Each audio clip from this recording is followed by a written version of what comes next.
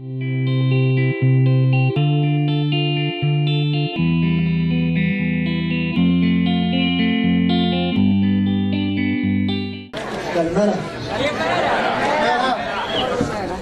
Εύχομαι να είστε καλά και κάθε μέρα είναι καλύτερα.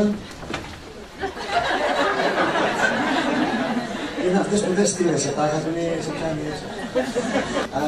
Με συγκινεί η προσέλευση αυτή του κόσμου και ελπίζω να σταθώ αντάξιος της προσκλήσεως και των προσδοκιών σας. Πριν ξεκινήσουμε ένα-δύο πράγματα, το ένα είναι ότι ευχαριστώ και τους υπευθύνους εδώ στην διοργάνωση του Ανθέου που με κάλεσαν και ελπίζω να αυξάνουν τέτοια happening όχι μόνο στην Αθήνα. Χθες στη Θεσσαλονίκη αυτό μου είπαν τη συμπρωτεύουσα ότι τέτοια θα πρέπει να γίνονται και σε άλλες πόλεις, να υπάρχει δηλαδή απαγκίστρωση από την άστη. Αλλά είναι καλό που η αρχή είναι το ίμιση του παντός, η Νέα Ζηλανδία κάνει στο πρώτο χιλιόμετρο, κάνει στο πρώτο βήμα, οπότε είναι μια καλή κίνηση. Και τουλάχιστον όσοι έχουμε έρθει εδώ πέρα, έχουμε έρθει γιατί έχουμε διαφορετικές προτεραιότητες στη ζωή μας. Υπάρχει κάποιος γιατρός εδώ κατά λάθος, τίποτα? Είστε γιατρός? Τι γιατρός είστε? Ευχαριστώ. Τιμή μου που κάποιος είναι άνθρωπος. Ορίστε. Δεν ακούγεται, γιατρέ. Έτσι ακούγεται τώρα? Ναι. Εδώ καλά είμαι? Σαν σήμερα στις 4 Δεκεμβρίου είχε καεί σε ένα ξενοδοχείο που έπαιζε ο Φρανκ Ζάπα. Έπιασε φωτιά και από εκεί εμπνεύστηκαν οι Deep Purple που γράψαν το Smoke on the Water, όσοι το ξέρετε. Οπότε θα νιώσω εγώ τώρα σαν τον Ian Gillan τώρα να τραγουδήσω Smoke on the Water.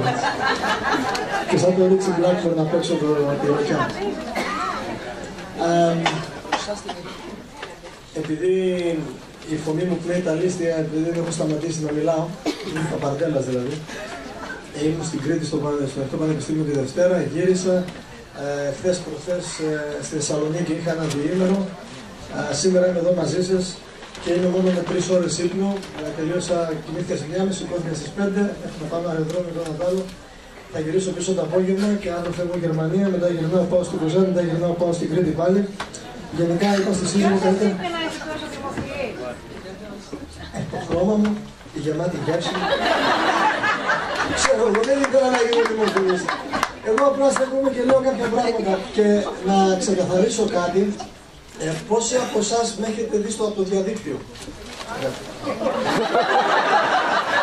Σίγουρα έχετε δει και στο διαδίκτυο και κάποιους που γράφουν για μένα πράγματα και ανεβάζουν και βιντεάκια για μένα. Και με πυροβολούν. Αυτοί τους στέλνουν ένα μήνυμα, μπορεί να είναι και ανάμεσά μας, που λένε ζουν ανάμεσά μας. Κάποιοι mad scientists που κάνουν καρικατούρες, κάτι βιντεάκια και χλεβάζουν κάποιες συνεντεύξεις με τη σύζυγο που έχω δώσει. Κάποιοι Terra Nova Incognita, τα λέω με το όνομά τους εγώ. Κάποιοι διαιτολογίσκοι εδώ στην Αθήνα μένουν που είναι παχύσακοι και λένε πολλά, που θίγουν αν έχω πτυχία ή όχι, ή αν αυτά που λέω ισχύουν ή όχι. Το αν ισχύουν ή όχι δεν είναι αυτοί σίγουρα που το κρίνουν.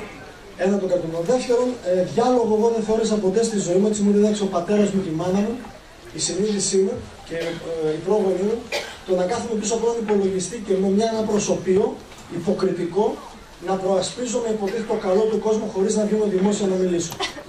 Τρίτον, αν δεν έχεις φίλε να προτείνεις κάτι καλύτερο, απλά ράψε το στόμα σου και ας τον άλλο να μιλήσει. Τέταρτον, είμαι άνθρωπος και εγώ και μπορεί να έχω κάνει λάθη και να σφάλω.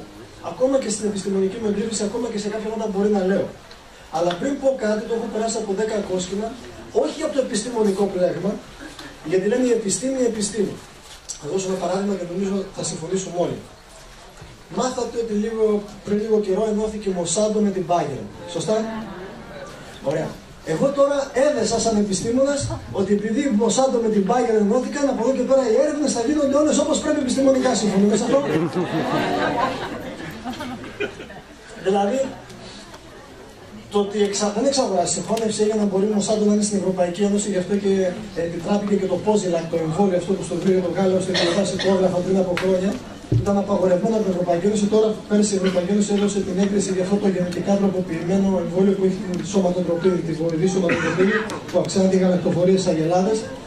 Ωραία, εγκρίθηκε από την Ευρωπαϊκή Ένωση. Οπότε τώρα επειδή η Μοσάντο, Παύλα Bayern, κάνει έρευνα και έχει έγκριτους διδάκτορες που δημοσιεύουν έρευνες και δεν είναι τσαρλατάνοι σαν και εμένα που λένε τα διδακτορικά μου πουθενά φρενά. Εγώ είμαι σίγουρος σαν επιστήμονας ότι τώρα θα γίνεται έγκριτη επιστημονική έρευνα. Η επιστήμη δεν αποδεικνύει τίποτα. Η επιστήμη κάνει συσχετισμούς και δει στο ανθρώπινο σώμα. Φανταστείτε ότι σήμερα έχουμε καθηγητές ογκολογίας που πληρώνονται από τη Φίλιπ Μόρις να κάνουν σεμινάρια και να λένε στον κόσμο ότι και να καπνίζει δεν θα πάθεις υποχρεωτικά καρκίνο. Για το τσιγάρο που βγάζει μάτια. Τώρα να πιάσουμε το γάλα και τα εμβόλια και όλα αυτά το 3440 θα έχει έρθει ο Κύριος και ίσως τότε αυτό να έχω πεθάνει εγώ και να έχω μείνει από καλά, μόνο η μύτη μου θα έχει μείνει ακόμα. Το μύτη μου είναι αραΐκα, είναι ποντιακό. Ελπίζω να έχει πόντιος εδώ πέρα. Έτσι μπράβο. Τότε θα κάνουμε αγριάντα μια μύτη, δηλαδή μεγάλη και πάντα έφυγε Ζαρατούστρα. Όχι ο Μουρούτης έλεγε γι' αυτά. Τι θα λέγει ο Μουρούτης. Λέω λοιπόν και απολογούμε και να το πείτε σε αυτούς τους ανθρώπους που είναι καλοί μου άνθρωποι. Εγώ θα ήθελα πολύ να συζητούσα μαζί τους, όμορφα και με ευτική μέθοδο, σοκράτια μέθοδο, και μπορούμε να διαφωνούμε συμφωνώντας.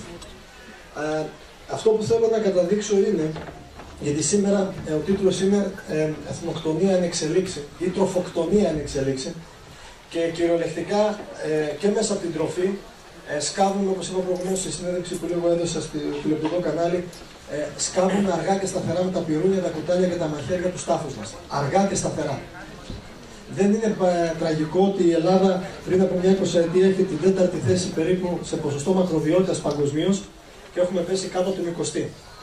Δεν είναι τυχαίο ότι έχουμε 1,5 εκατομμύριο διαβητικούς, το 10% των Ελλήνων διαβητικοί και 500.000 δεν το ξέρουν. Δεν είναι τυχαίο ότι έχουμε πάνω από 70.000 Έλληνες και Ελληνίδες που από επιπλοκές της υπερτάσεως και καρδιαγγειακών νόσων, Στεφανία, κ. Κρεμαστινός θα γράψει στο βιβλίο του, μπορούμε να νικήσουμε τις καρδιοπάθειες, ότι χάνουν μια πόλη περίπου της τάξης της Βέρειας ή της Κατερίνης εξαιτίας από αυτό. Δεν είναι τυχαίο ότι ο καρκίνος μετά την ηλικία των 65 ετών είναι η πρώτη αιτία θανάτου σε άντρες και γυναίκες. Ένας στους 3 εδώ μέσα θα πεθάνει από καρκίνο πριν πλησιάσει την ηλικία των 50 ετών. Είναι ζωφερές οι στατιστικές. Δεν τα είχαμε αυτά πριν. Όχι γιατί δεν είχαμε ακτινοδιαγνωστικά εργαλεία, όχι γιατί δεν είχαμε αιματολογικές ή άλλες εξετάσεις. Απλά δεν ζούσαμε με τέτοιο τρόπο ώστε να προάγει την εξέλιξη των εκφυλιστικών ασθενών όπως ονομάζουμε νόση φθοράς. Ωραία. Δεν τα είχαμε αυτά. Και επίσης υπάρχει το μεγάλο τρυπάκι, το διήμερο στη Θεσσαλονίκη, αυτό εξηγούσα για την επιγενετική και την ασθένεια, το μεγάλο τρυπάκι ότι η κληρονομικότητα και αν οι γονείς σου και αν το υπαππούδες σου δεν ισχύει κάτι τέτοιο. Στο περιοδικό Times, στο εξώφυλλο, γράφει τι σας κάνει ξεχωριστό και γράφουν οι επιστήμονες όσοι διαβάζετε, είμαστε προγραμματισμένοι από τη γέννηση ή η ζωή φτιάχνει το πρόγραμμα. Η γενετική, όσοι έχετε ασχοληθεί λίγο, καθορίζει και ανασχολείται με τι υπάρχει στο γονιδίωμά σας, στο DNA σας, σωστά? Ωραία. Αυτό είναι το αντικειμενικό έργο της γενετικής επιστήμης και της γενετικής βιολογίας. Και είναι πολύ σωστό. Πόσοι γνωρίζετε για το πρόγραμμα ανθρώπινου γονιδιώματος, το Human Genome Project? Ωραία. Είναι το μεγαλύτερο πόνημα που ποτέ έχει γίνει από την επιστημονική κοινότητα. Η αποκρυπτογράφηση, έχουμε μοριακή βιολόγο εδώ πέρα γι' αυτό, παίζουμε όλα τα αποδυτήρια. Η αποκρυπτογράφηση, η χαρτογράφηση του γονιδιώματος. Ναι. Γιατί το κάνανε οι επιστήμονες αυτό? Γιατί ξέρουμε σήμερα ότι κάθε αρρώστια που μας μαστίζει από τις 42.252 ασθένειες και σύντομα, ότι το πρόβλημα είναι εδώ, είναι πάνω στα γονίδια. Ονομάζουμε την αρρώστια διαφορετικά. Ποιο γονίδιο, σε ποιο χρωμόσωμα, σε ποιο κύτταρο θα λέμε μεθυλίωση, υπομεθυλίωση, υπερμεθυλίωση του DNA, μάλλον λόγια μετάλλαξη του DNA, απλά ονομάζουμε την αρρώστια. Από τη σκλήρυνση μέχρι τον καρκίνο σε 200 μορφές, από τα αυτοάνωσα μέχρι και την κατάθλιψη. Το πρόβλημα είναι εδώ και γνωρίζοντας αυτό οι επιστήμονες, σκεφτήκαν ότι αν βρούμε ποιο γονίδιο δημιουργεί ποιο πρόβλημα και μπορέσουμε κάποια στιγμή να ανατάξουμε το γονίδιο, να το φτιάξουμε, να το πω απλά, τότε η αρρώστια πάλι να. Έτσι πράγμα, στο ραδιοθεραπεία. Οπότε ξόδεψαν δισεκατομμύρια δολάρια, τα καλύτερα εργαστήρια στον κόσμο και τα μεγαλύτερα μυαλά και πάνω από 10 με 15 χρόνια ερευνούσαν το DNA, το ανθρώπινο DNA, και όταν ο Dr. Francis, ο διευθυντής από το Human Genome Project, θα την είπα στον Bill Clinton, στο Λευκό Οίκο, επί προεδρίας του Bill, πριν με τη Μόνικα, κάτω τραπέζι του. I didn't have sex with her. Κυριολεκτικά μιλώμενος, he didn't have sex. Ναι. Μετά βρέθηκε εδώ στο πέτο κάτι, ήρθε η Χίλαρη, πήγε για πρόεδρος, αλλά τελικά ο Τραμπ βγήκε. Πιο ηλίθιος λαός μετά τους Έλληνες είναι οι Αμερικανοί. Εμείς αυτή τη στιγμή έχουμε στην κυβέρνηση αυτό το ψυχότροπο, το φάρμακο που λέγεται Τσιπραλέξ. Είναι εκλεκτική υποδοχή σε επαναπρόσληψη σερωτονίνης. Είναι τρίτη γενιά μας, είναι το πρόσωπο ζωλός. Μην γελάτε, υπάρχει φάρμακο, δεν ξέρω, να ρωτήσει έναν ψυχίατρο. Τσιπραλέξ λέγονται. Είναι φάρμακα, δεν κάνω πλάκα, σοβαρά μιλάω, σοβαρό μιλώ πλέον του Κύπρου. Και το επόμενο που θα έχουμε πρωθυπουργικό ομοίωμα είναι Ιαπωνέζικο κλιματιστικό, λέγεται Μητσοτάκη. Δεν ξέρω, μου είπατε να ασχοληθώ με την πολιτική, λέω εγώ παιδιά είμαι σοβαρός άνθρωπος, δηλαδή δεν μπορώ να κάνω πια. Και την ημέρα που θα με δείτε να κατεβαίνω σε οποιοδήποτε πολιτικό κόμμα, μπορείτε να με φτύσετε, θα έχει σιώξει και μήνυμα. Δεν υπάρχει περίπτωση. Δεν υπάρχει περίπτωση. Και μερικές φορές όταν φύγω, και το λέω και απολογούμε κιόλας ενώπιόν σας, όταν κάνω αναφορές στα κακώς κείμενα στην πολιτική, στην κοινωνία, δεν θέλω να θίξω ανθρώπους, ούτε να προσβάλλω, ακόμα και τους πρωθυπουργούς και τους υπευθύνους. Γιατί το να αφορίζουμε και να χλεβάζουμε μόνο δεν κάνει κάτι. Το διακομωδώ λίγο, γιατί η κομμωδία είναι ένα δράμα παιγμένο ανάποδα, γιατί έχουμε πάνω από 13.000 αυτοκτονίες στην Ελλάδα από το 2009. Και για κάθε επιτυχημένη προσπάθεια, το αυτόχειρα, έχουμε 3 αποτυχημένες. Δηλαδή, ο αριθμός των ανθρώπων που προσπάθησαν να τερματίσουν τη ζωή τους στην Ελλάδα είναι τετραπλάσιος από αυτούς που έχουν πεθάνει. Είναι τραγικό αυτό. Η κατάθλιψη μετά το 2020-2025 θα είναι η πρώτη αιτία θανάτου. Ένας στους 3 ασθενείς που πάει στον γιατρό για οποιοδήποτε ασθένεια, για οποιαδήποτε, η υποβόσκουσα αιτία είναι η κατάθλιψη, απλά σωματοποιείται και εκφράζεται σε έναν διαβήτη, σε μια υπέρταση, σε έναν καρκίνο, σε ένα αυτοάνωσο. Ωραία. Και δεν νομίζω να πιστεύετε ότι θα πάμε από το καλό στο καλύτερο. Όποιος πιστεύει κάτι τέτοιο, να έρθει μετά να του κάνουμε ένα τεστ της Μινεζότα να δω τι ψυχική διαταραχή έχει. Ή με ένα γεννόσημα από τον άλλο παίρνει. Δεν υπάρχει περίπτωση. Τα πράγματα θα πάνε από το κακό στο χειρότερο και δεν είναι προφήτης κακών, δεν είναι doomsday prophet, είναι η ζωφερή πραγματικότητα. Αλλά επειδή θα πάνε από το κακό στο χειρότερο, εμείς εδώ σήμερα οφείλουμε να κάνουμε το καλύτερο που μπορούμε. Συμφωνούμε?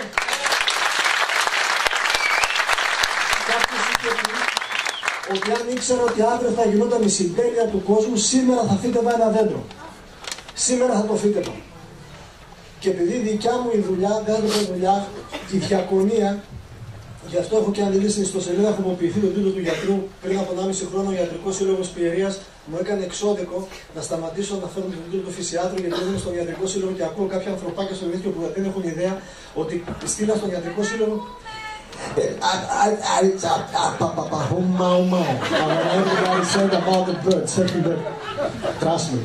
Τι περνάει από αυτό το μυαλό όταν έχεις κακές ημέρες στο παρελθόν. Πήγαινε κανείς παλιότερα στο Ρόδον, στις καλές εποχές του Ρόδον. Ραμόνς, έχει δει κανείς live ποτέ? Με προτρούντι, 1, 2, 3, 4. Κατεβαίναμε από την Κατερίνη και λέγανε οι πορτιέρδες, άμα πάλι βλαμμένοι ντουμς έρχονται από την Κατερίνη, πάλι φασαρίες τα έχουν μέσα. Ήμασταν παρέα με τους πάνκιδες και κάναμε πόγκο ντάντσι. Τι ωραία πράγματα στα 130 κιλά. Βλέπετε, τότε φορούσες μαύρα, δερμάτινο, μαύρη αρβίλα, όλα μαύρα. Τώρα πρέπει να είμαι ντυμένος έτσι, κονιόρδος. Τι είναι αυτά? Έχω την τηλεμαριά εδώ πέρα, μου λέει μαριά, δείτε καλά, θα έχει πολύ κόσμο σήμερα. Μπορεί να σε πάρει και τηλεόραση. Ενώ στο βουνό επάνω, πόσοι στο Facebook, πόσοι είχετε πει, είμαστε έτσι φίλοι, έχετε κάνει live. Τελευταία φωτογραφία την είδατε πώς είναι, με το Samsung. Ξέρετε τι ωραία που είσαι στα 1900 μέτρα πάνω στον Όλυμπο, ελεύθερος στους -5, ατενίζεις από κάτω το υπέροχο το γαλάζιο και είσαι εσύ με τη φύση και το Θεό. Ούτε λεμαργίες, ούτε τέτοια. Ήταν με ντυμένος να μην πόσαν. Γιατί παιδιά, ακούστε, μετά από τόσες σπουδές, δεν μπορούσα να το πιστέψω ότι. Δηλαδή δεν το ήξερα αυτό. Τόσα πανεπιστήμια αυτά ότι πρέπει το χρώμα από το παπούτσι να είναι ίδιο με τη ζώνη. Και το πιτάμισο, δεν το ήξερα αυτό. Μαρία μου το μάθει. Όταν πρώτη φορά γυρίσαμε από τη Γερμανία και δοκίμαζα μια πιστούμια, φοράω το πρώτο που ήταν την πρόθεση στη ζωή στα 130 κιλά. Νόμιζα εγώ ότι το μου καλά, φοράω το κοστούμι, βγαίνω έξω, λέω Μαρία, πώς είμαι? Κοιτάει η Μαρία έτσι. Για γύφτος καλός είσαι. Πάω, βάζω το άλλο κοστούμι, γίνομαι, λέω τώρα είμαι καλύτερα. Λέω Μαρία, πώς είναι? Μου λέει άκου να δεις. Αν βάλεις ένα χρυσό δαχτυλίδι εδώ, πάρεις ένα κλαρίνο εδώ, σαν το σαλέα μπορείς να πας σε κάθε πανηγύρι. Αν καλά αυτά μου λέει, πώς τι δες έτσι. Οπότε τώρα δίνομαι Βούλγαρη. Είναι πίσω μοντέλο. Το λέω γιατί ξέρω ότι θα το δω και μπορεί άμεσα να ενδιαφέρεστε για τη διατροφή. Υπάρχουν πολλά στάντα από ό,τι βλέπω και υπάρχουν πολλοί άνθρωποι εδώ πέρα που ο καθένας έχει φέρει το δικό του κομμάτι και σίγουρα έχει να προσφέρει κάτι και να συνεισφέρει εδώ. Δεν θα κρίνω ποιο είναι καλό, ποιο είναι κακό, μην με ρωτήσετε κάτι τέτοιο. Τη γνώμη μου την ξέρετε, να μην την πω. Αλλά προσπαθούν όλοι οι άνθρωποι εδώ πέρα που έχουν έρθει να δείξουν ένα καλό, ένα διαφορετικό πρόσωπο. Εμένα όμως αυτή τη στιγμή, με αυτόν τον κόσμο εδώ πέρα που έχει έρθει, δεν με απασχολεί αυτό. Με απασχολούν άλλα πράγματα. Πριν έρθω εδώ για μισή ώρα ήμουν κάτω στο lounge. Και ήταν μια ψυχή κάτω, 25 χρονών. Που από τα 19 της έγινε η πρώτη διάγνωση με καρκίνο. Υποτροπία σε δεύτερη φορά. Έγινε αφαίρεση του νεφρού. Και συνάντησα και τον γιατρό της που τη χειρούργησε και είναι ευλογημένα τα χέρια αυτού του ανθρώπου. Κυριολεκτικά είναι ευλογημένα. Το λέω και το λέω. Και δεν είμαι ενάντια στην ιατρική. Ειδικά στην επίγουσα, σωστή ιατρική έχει τη θέση της. Είμαι ενάντια στην κακή μεταχείριση και στον ξεπεσμό που κάνουμε. Δυστυχώς, η πλήστη των συνάδελφων μου. Γι' αυτό και έχω αποποιηθεί στην ιστοσελίδα, δεν τη γράφω. Βοηθός της μεγαλειότητός του. Αυτό τώρα μπορεί να με μηνύσει η Αρχιεπισκοπή Αθηνών. Γιατί είναι προτέρημα μόνο των ιερέων, ας πούμε. Μου το είπε και ένας ιερέας, λέει τι εννοείς με αυτό. Τι να κάνω κι εγώ. Οριλά. Πρέπει να το πάρω έτσι. Είναι που κατεβαίνει σιγά σιγά τον λόγο της ακυλώσεως και αλλάζω χέρι. Γι' αυτό όλοι κάθονται. Οι ομιλητές κάθονται. Ο μόνος που πηγαίνει έτσι έχει αποσπασματική προσοχή με υπερκινητικότητα είμαι εγώ. Και είμαι και νηστικός από χθες το μεσημέρι. Αυτό δεν θέλω να φάω. Φανταστείτε και να φάω κιόλας τους άλλους. Γίνει τη δεύτερη υποτροπή και επεμβαίνει πάλι αυτός ο μεγάλος επιστήμονας. Τώρα έχει τρίτη υποτροπή. Και σε όσους αποθήθηκα και στην Ελλάδα και στο εξωτερικό να τη χειρουργήσουν, κανείς δεν το κάνει. Και αυτή η ψυχή κοιτάει τα μάτια και σου λέει: πες μου κάτι. Πες μου κάτι. Θέλω να ζήσω. Είμαι μόνο 25 χρονών. Εκείνη την ώρα να μιλήσω για τη βιταμίνη C και τα μηνοξέα. Σωστά. Θα είμαι ηλίθιος. Ναι ή όχι. Έχω καταργήσει και τον Ιπποκράτη όρκο, αλλά και την ανθρωπιά που πρέπει να έχω σε έναν άνθρωπο που ετοιμάζεται ίσως να περάσει από την άλλη πλευρά. Σημασία δεν έχει κάποιος πόσο θα ζήσει ή πώς θα ζήσει. Σημασία έχει πριν φτάσει να πεθάνει, να ξέρει γιατί έχει ζήσει.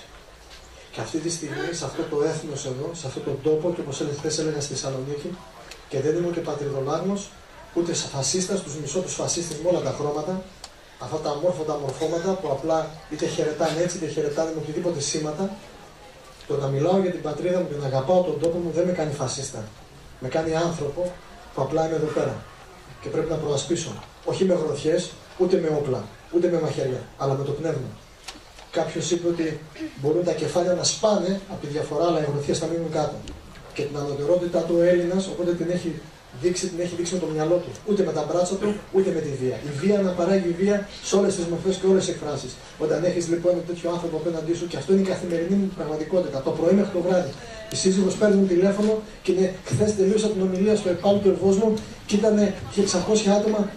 Και είχα 80 άτομα, τα έβλεπα στη σειρά στοιχημένα, ζυγημένα και έβλεπα από τα πρόσωπα. Και ο ένας πίσω από τον άλλον ήταν μόνο καρκίνος αυτοάνωσα, καρκίνος αυτοάνωσα, καρκίνος αυτοάνωσα. Και σαν επεκτατικά από αυτά ερχόταν, τι νομίζετε άλλοι. Έρχονταν κατάθλιψη, έρχονταν παχυσαρκία, διατροφικές διαταραχές. Πριν ξεκινήσω εγώ να πω σε έναν ασθενή ότι πρέπει να είσαι φυτοφάγος και σίγουρα πιστεύω ότι είναι η καλύτερη διατροφή. Δεν υπάρχει καλύτερη διατροφή. Και να ξεκαθαρίσω και κάτι ένα μύθο. Η φυτοφαγική διατροφή, η απόλυτα φυτοφαγική διατροφή, απόλυτα σημαίνει δεν τρώω μπε, μου και όλα τέτοια. Λέει, εγώ είμαι φυτοφάγος, λέει, αλλά τρώω κουτόπουλο. Λέω με πέτσα ή χωρίς πέτσα. Χωρίς λέει. Γιατρέ, λέω χωρίς πέτσα. Μάλιστα. Εγώ λέει είμαι φυτοφάγος, αλλά τρώω ψάρι. Εγώ είμαι φυτοφάγος, δεν πίνω γάλα, λέει, αλλά τρώω τυρί. Τι Γιάννης, τι για πάντα. Εγώ λέει τρώω κεφαλογραβιέρα. Δεν είσαι φυτοφάγος. Εγώ λέει δεν τρώω από όλα αυτά, τρώω αυγά. Πόσα τρως, λέει 4 κάθε μέρα. Το τελείωσες λέει. Σπερματοροφίλτρα είσαι. Το αυγό τι είναι. Μη γονιμοποιημένο κουτοπουλάκι. Κουτόπουλο. Το τρως το ζωάκι. Δεν το φας. Ο φυτοφάγος σημαίνει πλήρη αποχή από όλα τα ζωικά. Παρ' όλα αυτά η έρευνα έρχεται και λέει, και το λέω σε πολλούς γκεμπελίσκους της υγείας, διατροφολόγους ντεμεκ που λένε πόδι, τάχα μου, που έχουν τελειώσει ένα ΤΕΙ και κάθονται όλη τη μέρα πίσω από έναν υπολογιστή και είναι και παχύσαρκοι οι ίδιοι, αλλά είναι παχύσαρκοι στο μυαλό, δεν είναι μόνο τέτοιο. Γιατί όταν κάποιο δημοσιεύει μόνο για τον Ολυμπιακό, σαν διατροφολόγος, κατάλαβα εγώ το πνευματικό επίπεδο που είναι. Είναι δάπεδο, αν το βάλει στον Καλλικραδόρο, η σελίδα κάθεται στη μέση. Και μιλάνε για διατροφή, θα σα εξηγήσω κάτι. Η φυτοφαγική διατροφή που ο ίδιο ενστερνίζομαι και πιστεύω, μάλιστα κυκλοφόρησαν στο διαδίκτυο, μου στείλανε ναι, λένε ο Μωρούτης ψέματα λέει ότι είναι φυτοφάγος. Εγώ λέει βρέθηκα σε ένα ρεστοράν μια φορά στην Κατερίνη και τον είδα που τρώγε κρέας. Απάντησα κι εγώ. Ελάτε, μπορείτε όχι να μου κάνετε, γιατί δεν επιτρέπω στα οπίστια μου τίποτα, να αφοδέσω εγώ, να κάνω μόνος μου γαστροκολονοσκόπηση, να εξετάσετε όλο το έντερο, αν έχει και κολπώματα, να ψάξετε τα περιτώματα, να δείτε αν υπάρχει ζωική πρωτεΐνη τα τελευταία 20 χρόνια. Ελάτε στο ψυγείο, όλος ήρθε στο σπίτι και χτύπησε την πρώτη βράδυ και ήθελα να μπει στο ψυγείο να δει αν έχουμε κρυμμένο κρέας πουθενά. Καταλαβαίνετε γιατί ο σκύλος είναι στο σπίτι τώρα. Πρέπει να μας προστατεύει. Πρώτα απ' όλα να κάνω κάτι τέτοιο σε εσάς. Και εγώ το κάνω κρυφά, ψεύτης είμαι και απατεώνας. Τότε είμαι απατεώνας, ναι ή όχι. Αν εγώ κηρύττω κάτι άλλο από αυτό που εγώ είμαι κύβδηλος και φαύλος. Γιατί κάποιος είπε δεν μπορείς να κηρύξεις πλέον στον κόσμο τίποτα λιγότερο ή περισσότερο, όχι από αυτό που ξέρεις και τα πτυχία σου. Εγώ τα αποποιούμε ούτε πτυχία έχω ούτε τίποτα. Είμαι ένας άνθρωπος. Ένας απλός Έλληνας, ένας απλός άνθρωπος που μιλάω στους ανθρώπους μου. Όσοι θέλουν να ακούν, όσοι δεν θέλουν, η πόρτα ανοιχτή και ο σκύλος είναι στην Κατερίνη δεμένος.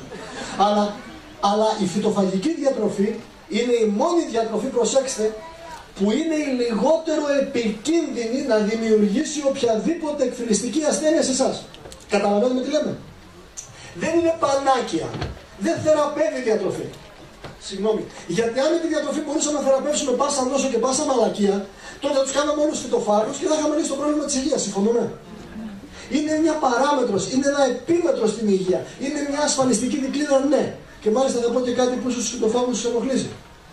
Σε όλη την υγεία, στο πρίσμα της υγείας, στις 360 μοίρες, η διατροφή παίζει 5% ρόλο. Και αυτά δεν θα κάνουμε 5%, όχι παραπάνω. Ναι, μπορεί να ακούγεται παράξενο, αλλά έτσι είναι. Γιατί η έρευνα δείχνει κάνει όσο σωστή διατροφή θες. Πήραμε φοιτητές ιατρικής από την ιατρική σχολή στην Κοπεχάγη. Τους βάλαμε, υγιείς φοιτητές, τους βάλαμε σε απόλυτη vegan διατροφή. Απόλυτη vegan διατροφή. Και για 2 εβδομάδες δεν είχαν καθόλου άσκηση. Του τεστ είναι απλά σηκωνόταν, καθόντουσαν. Σηκωνόταν, καθόντουσαν. Ό,τι κάνει ο μέσος Έλληνας. Καβάλα πάει στην εκκλησία, καβάλα προσκυνάει. Σε λιγότερο από 2 εβδομάδες είχαν απώλεια ασβεστίου στα ούρα. Τι σημαίνει αυτό? Σημαίνει ότι αρχίζουν και έχουν οστεοπόρωση. Γιατί έχεις γερά οστά, οι οστεοκλάστες, οι οστεοβλάστες, όσοι έχουν ασχοληθεί αποδόμηση και αναοικοδόμηση οστεϊκής μάζας, λειτουργούν σωστά. Έχεις γερά οστά όταν έχεις γερούς μυς. Και έχεις γερούς μυς όταν τους μυς τους κάνεις τους μύες. Τους κινείς. 225 ζεύγεις σκελετικών μειώνευων. Αφήστε τα σπλαχνικά. Αν αυτό δεν το χρησιμοποιήσει, είναι use it and lose it. Οπότε, όση καλή διατροφή και να κάνετε, αν δεν γυμνάζεστε, η άσκηση είναι πιο σημαντική από τη διατροφή. Ωραία. Κάντε όση καλή διατροφή και άσκηση θέλετε. Αν δεν πίνετε αρκετό νερό όπως πρέπει, τελειώσατε. Το 80% από τα οστά και τους μυς σας είναι νερό. Και δεν ξέρω αν υπάρχουν προπονητές καλοί εδώ πέρα, ξέρουν ότι η ενυδάτωση πριν, κατά τη διάρκεια και μετά την άθληση είναι απαραίτητη προϋπόθεση. Όχι φρεντουτσίνο, ούτε καφεΐνε, ούτε καπουτσίνο. Το πουτσίνο είναι που μετράει. Το γλυκό είναι και στο που λέμε πουτσίνι. Γερμανικά ξέρει κανείς?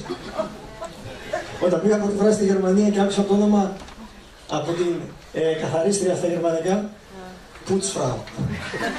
Κάνει πούτσεν, λέει. Τέλος πάντων. Κάντε όση καλή διατροφή θέλετε. Γυμναστείτε όπως πρέπει. Αυτό είναι μεγάλο θέμα. Πίνετε νερό. Αν δεν εκτίθεστε στο ηλιακό φως και χωρίς έλλειψη βιταμίνης D, τελειώσαμε πάλι. Λένε για το ασβέστιο, και μην το γάλα, έχω το ακούω αυτό, το κούφιρο, το μπορώ άλλο. Λίγα παλιά μου έμεινε, είπα στον Γιώργο, το φίλο μου, τον κομμωτή, ξύρισε το, αφορά ο μπαντάνα τουλάχιστον, δεν πάει άλλο. Ποιες γάλα, μα όσο και ασβέστιο από τα αυτιά να σου βγει, άμα δεν έχεις βιταμίνη D, βιταμίνη C και άλλους παράμετρους μέσα στον εντερικό αυλό, δεν γίνεται τίποτα. Δεν ξέρω αν το γνωρίζετε.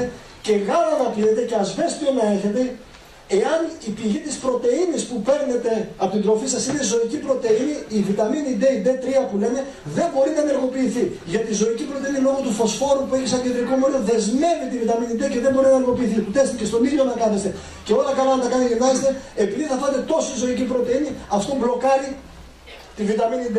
Και είναι παράδοξο ότι είμαστε στην Ελλάδα, σε μεσογειακή χώρα και έχουν πρόβλημα με βιταμίνη D οι Έλληνες.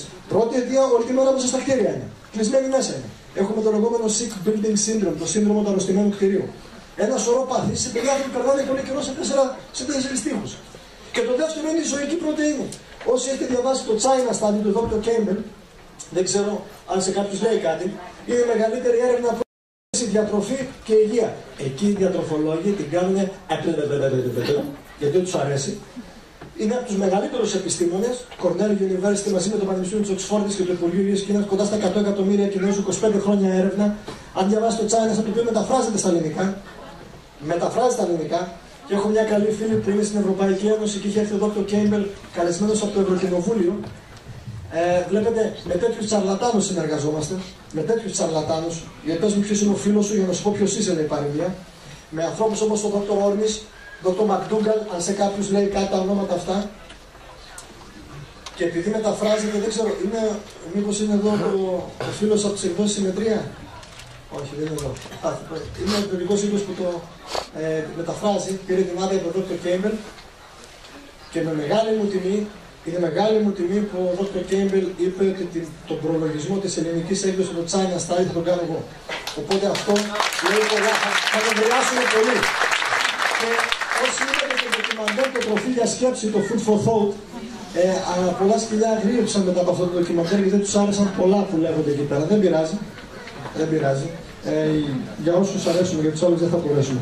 Ό,τι και να κάνετε λοιπόν, θέλω να πω ότι η διατροφή, η άσκηση, το νερό, οι βασικές νομοτέλειες ζωής είναι πυλώνες που χτίζουν αθρηστικά και συλλογιστικά την υγεία, το οικοδόμημα της υγείας σας.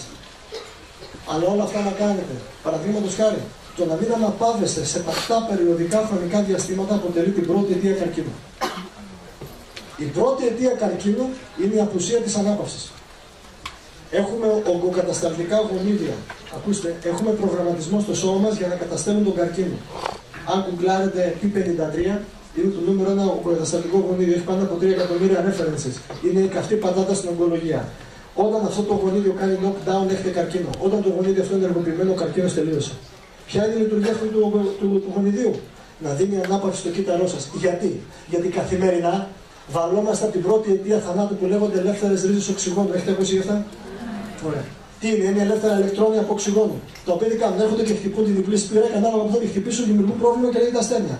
Από Πάρκινσον και Αλτσχάιμα, από καταράκτη και γλαύκομα, από προβλήματα στο θηροειδή, από καρκίνο στο πνεύμονα, από παγκρατίτιδες και διαβήτη, μέχρι αυτοάνωσα κάτω. Από την κορφή μέχρι τα νύχια, οι ελεύθερες ρίζες οξυγόνου κάνουν τη μεγαλύτερη ζημιά.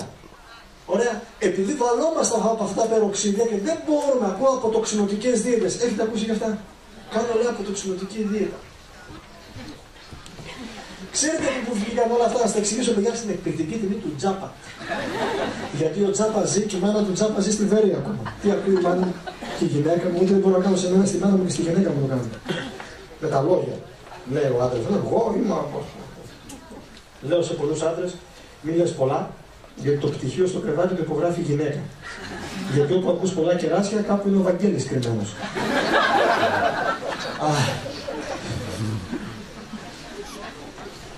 Τι τραβάμε και μη συγχωρευτείς.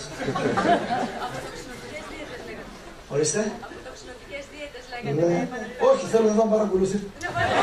Ξέρετε, εδώ είναι το κύκλιάσμα του εγωιστή, ας πούμε, που δεν παραδεχτεί ότι ξέχασε, τραβάμε. Όλα αυτά επιλέγθηκαν γιατί. Ας πούμε είμαι ο Μικ Τζάκερ και είμαι sex drugs και rock and roll και κάποια στιγμή πάω στον γιατρό μου πλερό και μου βρίσκει το σηκώτη μου πατέ. Του τέστην τρασαμινάζεσαι πάνω, όλα πάνω, τσιμπουμένο το ζάχαρο, μου κάνει γλυκοζηλιωμένη, πάει στο 7 γλυκοζηλιωμένη και μου λέει ο γιατρός τι, κύριε Μικ Τζάκερ, πρέπει κάτι να κάνετε εδώ. Και ρωτάω εγώ, τι θα ρωτήσω εγώ, πώς, τι πρέπει να κάνω για να γίνω καλά. Οπότε και μου λέει, το τσιγάρο πρέπει να κάνω, το αλκοόλ, το drugs, and το sex, and το... Και λέω εγώ τι, no way. Γιατί αυτή είναι η ζωή μου. Οπότε, αν ο γιατρός σε εκείνο το σημείο του πει ή πρέπει να αλλάξεις ή πεθαίνεις, τότε εγώ σαν Μικ Τζάκερ τι κάνω, θα ψάξω να βρω τι. Άρα, μπράβο. Και επειδή ο γιατρός το ξέρει, για να μην χάσει τι άραγε. Ελάτε ρε παιδί.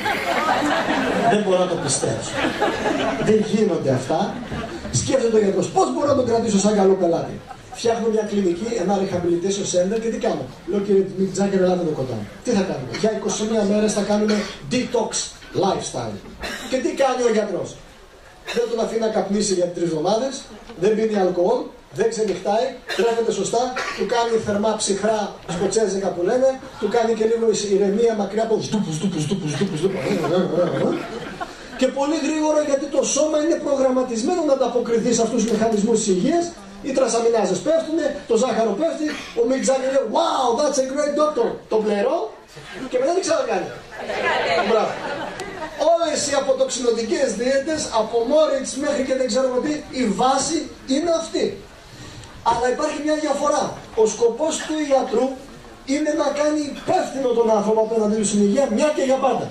Και όχι να έχει τι. Το αριστερήσει. Ωραία. Μέχρι τώρα, δυστυχώς και ειδικά στην Ελλάδα, στα προγράμματα που κάνω στο εξωτερικό, τα βιωματικά προγράμματα αυτά τα 10 ημέρα στον Όλυμπο επάνω,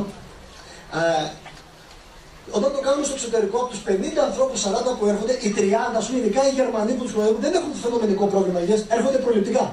Γιατί ο Γερμανός είναι έξυπνος, σου λέει τι, καλύτερα να μάθω πριν να αρρωστήσω παρά να την πληρώνω. Ο Έλληνας μαντέψε τι κάνει. Μόλις φτάσει στο αυγό που, γιατρέ σώσε με. Τώρα, την άλλη φορά μια μισή ώρα το βράδυ χτυπάει το κουδούνι, αρχίζει ο σκύλος απ' έξω, λέει αμάν μας πιάσαν στα όπλα. Βγαίνω έξω νέας με τις χετιμογραφίες και έχει και 600 ευρώ στο χέρι. Λέω από πού ήρθες. Μου λέει ήρθα από την Αλεξανδρούπολη. Μου λέω τι θες. Μου λέει να σε δω. Μου είπαν ότι παίρνεις 600 ευρώ στην επίσκεψη. Με το αριστερό κάνω. Πώς δεν είναι πρώτη φορά αριστερά. Κάνω με το αριστερό το χέρι. Είσαι καλά, καλό μου άνθρωπε. Ο σκύλος. Σαμσόν. Ζήτς. Μια μισή ώρα είναι στο πεθαίνω λέει. Εδώ σε 3 μήνες ζωή. Μόνο εσύ μπορείς να με στο σηκώνει τη Μαρία. Ποιος είναι από κάτω. Τι να το κάνω εγώ τώρα. Έκατσα, δυστυχώς δεν κάνω καιρό. Έκατσα στην αυλή, έδωσα για το σκύλο, την έδωσα μέσα στις 2 παρά 20 και του έκανα μαθήματα. Με μποξεράκι, ξεπώνει το σάρι, τρέχαμε εδώ, μπορεί να τρέχα έξω. Λέει, δεν παίρνω 600 ευρώ ρε φίλε. 600 ευρώ πληρώνεις γιατί στο ξενοδοχείο, 600 ευρώ παίρνω εγώ. Είναι δικό του λέει το ξενοδοχείο.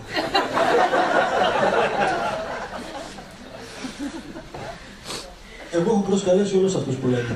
Όποιος έχει που λένε πόντι κάκαλα και είναι άντρας, φοράει παντελόνια, όχι φουστίτσες, ας έρθει, ας πάμε στη ΔΟΗ της Κατερίνης, στο ΣΔΟΗ όπου θέλουν και ας κοιτάξουμε τα οικονομικά μας. Ο καθαρός ουρανός αστραπές δεν φοβάται. Εγώ θα μιλάω ανοιχτά και έτσι. Ας έρθουν ακόμα και για τα οικονομικά και θα σας πω και κάτι. Το δικό μου το κήρυγμα είναι δική μου διακονία υπηρεσία στην Ελλάδα, στην πατρίδα μου και σε όλο τον κόσμο κατ' επέκταση. Έχει 2 πόδια που στηρίζονται καλά. Το να λέγεται είμαι καθαρός στα οικονομικά μου και το άλλο είμαι καθαρός στην ηθική μου. Αυτά τα 2 πατάνε καλά. Για όλα τα άλλα πες το τι θέλετε, αλλά για τα 2 αυτά εδώ είναι πεντακάθαρο και δεν μπορεί να προσάψει κανείς τίποτα. Οπότε ας πάνε να πούμε ό,τι θέλουν. Ό,τι και να κάνετε λοιπόν, είτε είναι αποτοξινωτικές δίαιτες, δεν θα βοηθήσουν γιατί και τίποτα να μην τρώτε και τίποτα το σώμα σας παράγει τοξίνες. Γιατί ενδοκυτάρια γίνονται ένα σωρό ενζηματικές και άλλες διαδικασίες. Οπότε οι τοξίνες, θα σας πω και ένα μυστικό. Να το πω κρυφά, να μην το ακούσω για απ' έξω. Για απ' έξω αυτοί που...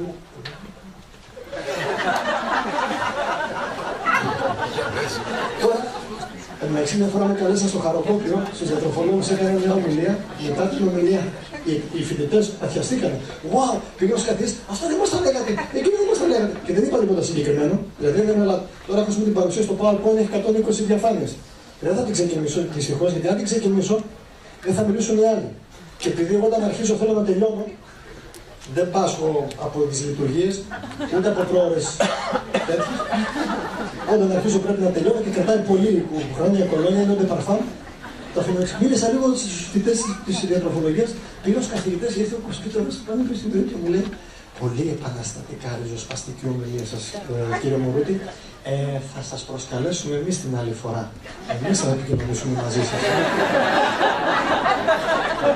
Ακούστε λοιπόν, αυτά είναι τα τελευταία δεδομένα στην ανοσοογκολογία. Τι είναι αυτό? Είναι η επιστήμη της ανοσολογίας, η μελέτη του ανοσοποιητικού μας συστήματος και της ογκολογίας, η μελέτη του καρκίνου.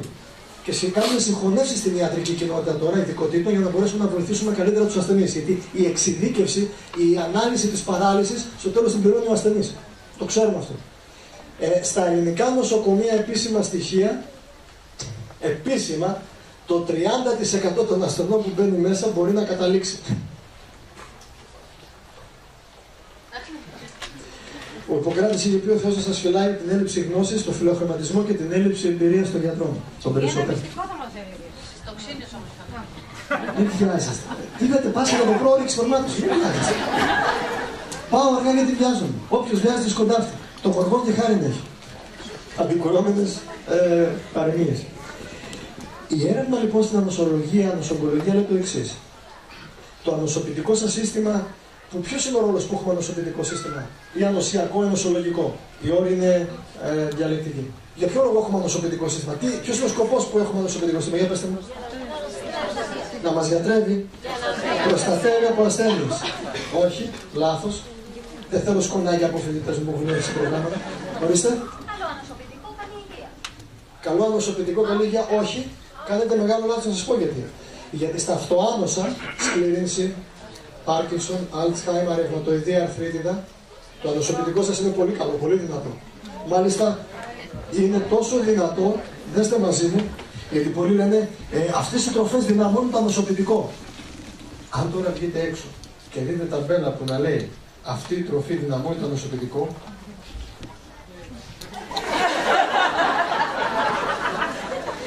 δεν είπα τίποτα. Καταλαβαίνετε για ποιο λόγο δεν είμαι θεμητός και ότι στα βουνά έχω ησυχία. Το ανοσοποιητικό σύστημα, καλοί μου φίλοι, στα αυτοάνοσα είναι τόσο δυνατό που κάνει αυτό. Αυτό είναι τελικό στάδιο παραμορφωτική αγγελοποιητική ρευματοειδία αρθρίτιδα. Έχει καταστρέψει όλες τις αρθρώσεις και έχει πολύ πόνο αυτό. Το να είναι καλό, εντός εισαγωγικών δυνατό, η δύναμη χωρίς κατεύθυνση είναι δύναμη για καταστροφή. Στα αυτοάνοσα, και πλέον έχουμε και αυτοάνωσους καρκίνους. Έχουμε εικασίες, δηλαδή ότι το ανοσοποιητικό σύστημα δημιουργεί καρκινογέννηση. Στα αυτοάνοσα έχουμε ένα πολύ καλό και δυνατό ανοσοποιητικό σύστημα, αλλά δες τι κάνει. Ο σκοπός ύπαρξης του ανοσοποιητικού σας συστήματος δεν είναι η προστασία από τον εχθρό. Δεν είναι η άμυνα. Έχεις κάνει σκονάκι? Όχι. Για πες μου. Η προστασία του εαυτού μας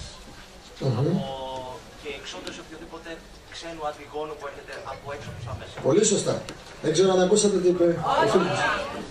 Εντάξει, όχι. Ψηφίσατε στο δημοψήφισμα και πήρατε ναι. Δεν κατάλαβα. Ο πρώτιστος ρόλος και λόγος ύπαρξης του ανοσιακού συστήματος είναι η αναγνώριση του εαυτού μου και η αναγνώριση του ξένου. Τα φίλια τμήματα τα προστατεύω και τα εχθρικά, και στο αυτοάνοσα έχουμε ακριβώς αυτή την αντίφαση. Το ανοσοποιητικό σύστημα κατά παράδοξο τρόπο, το γιατί, μπορούμε να το συζητήσουμε, πιστεύει ότι η αρθρώσεις εδώ είναι εχθρός και δεν σε τι κάνει. Μάλιστα, αν ρωτήσετε κάποιους χειρουργούς που κάνουν μεταμοσχεύσεις οργάνων και αν γνωρίζετε ανθρώπους που έχουν κάνει μεταμόσχευση κάποιου οργάνου, παίρνουν μόνιμη ανοσοκαταστολή. Κορτιζόνη, κυκλοσπορίνη και άλλα τέτοια. Τι είναι η ανοσοκαταστολή? Σκοτώνει τι? Το ανοσοποιητικό σύστημα. Γιατί το ανοσοποιητικό σύστημα θα απορρίψει το όργανο. Το μόσχευμα. Γιατί το απορρίπτει? Γιατί είναι ξένο σώμα. Τι προκαλεί το αυτοάμυνα? Έχω και καλά νέα γι' αυτό. Υπάρχουν περιπτώσεις που μπορεί να δεχτεί το μόσχευμα και τώρα αν σας το δείξω θα σας κάψω τον εγκέφαλο. Και όχι απλά... Τώρα τι θέλω να πω, μπορείτε να φανταστείτε. Ξέρετε για τις ομάδες αίματος, σωστά? Γνωρίζετε περισσότερο τι ομάδα αίματος έχετε. Η ομάδα αίματος μπορεί να αλλάξει. Κάποιος έχει φέρει συμμόρφωση. Και όμως η ομάδα αίματος μπορεί να αλλάξει και έχουν περιπτώσεις από ασθενείς που κάναμε μεταμόσχευση, άκουσον και κάναν σε κοριτσάκι, το έχω μάλιστα το paper εδώ, μεταμόσχευση σηκωτιού, λόγω ότι είχαν κάνει μετάγγιση αίματος και είχε μεταφερθεί ιός υπατήτηδας και το κοριτσάκι έπαθε υπατήτηδα και καταστράφηκε το σηκώτη του, κάνανε μεταμόσχευση ύπατος και άλλαξε, ακούστε, όλο το ανοσοποιητικό και όλη η αιματολογική μονάδα του παιδιού και έγινε συμβατή με το μόσχευμα. Όχι το μόσχευμα να γίνει συμβατό με τον, το λέμε host versus graft, η απόρρεψη. Όχι το μόσχευμα να γίνει συμβατό με τον οικοδεσπότη, αλλά ο οικοδεσπότης προσαρμόστηκε και όταν έκαναν περαιτέρω έρευνα οι γενετιστές βρήκανε τι?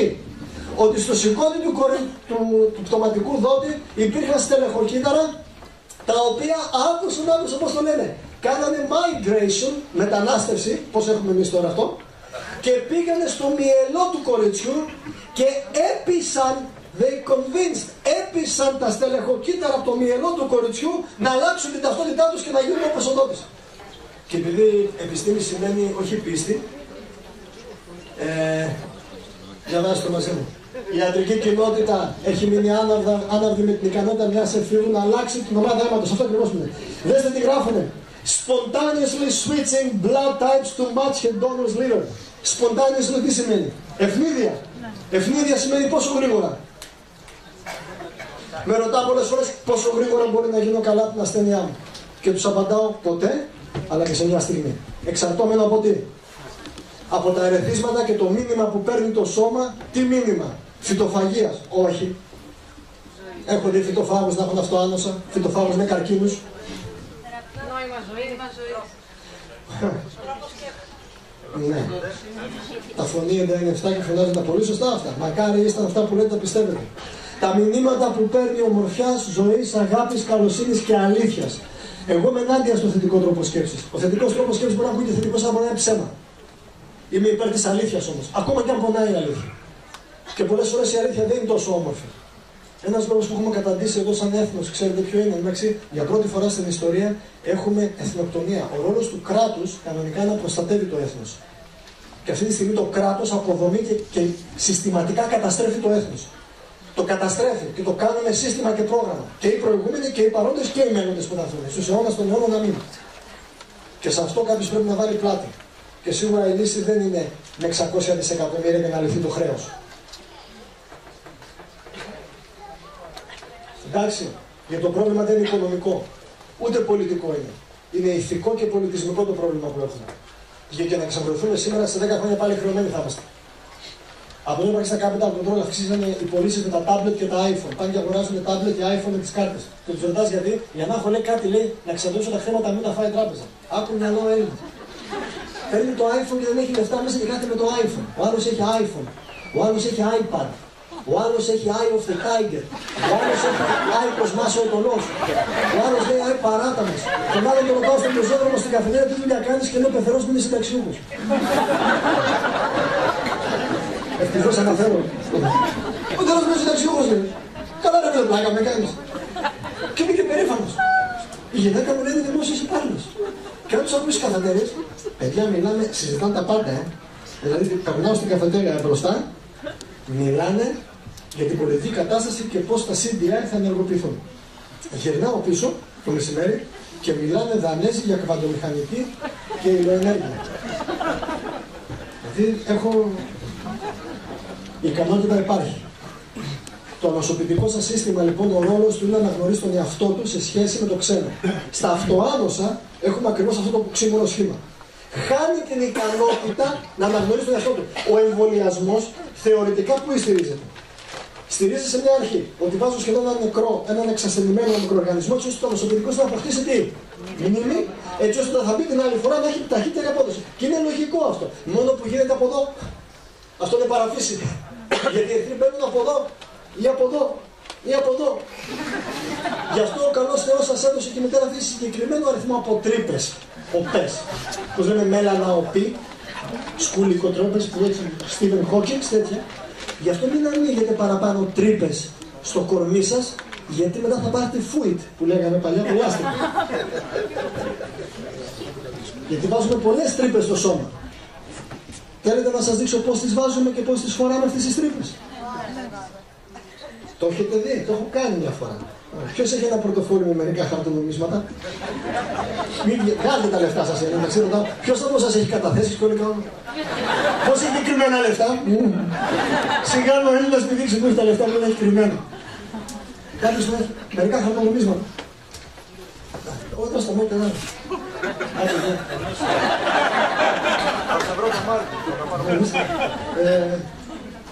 Σήκω λίγο ρε φίλα, κρατάς το μικρόφωνο γιατί δεν μπορώ να τα κάνω, δεν είμαι θεακάλη. Έχω πολλά χέρια, μου κρατάς το μικρόφωνο. Ο άνθρωπος λοιπόν είναι το μόνο ζώο το οποίο... Ναι, πιο κοντά σου είπε. Το μόνο ζώο που εξασκεί με το 5% της ελευθερίας που έχει της νόησης με τους μετοποιαίους λογούς που είναι το κέντρο της συνείδησης, λογικής και της ηθικής, και με το ποιαίοι λογή το φίλτρο που επεξεργάζουν τα πάντα. Έχουμε 40% περίπου με το ποιαίους λογούς, ούτε τα πρωτεύοντα όπως οι πίθηκοι που λένε ότι μοιάζουν μαζί μας και είναι οι πρόγονοί μας, ναι. Μοιάζει το DNA, λέει κατά 98%, μόνο που δεν λένε ότι έχει ένα χρωμόσωμα παραπάνω ο πίθηκος, ούτε τις διαφοροποιήσεις. Και το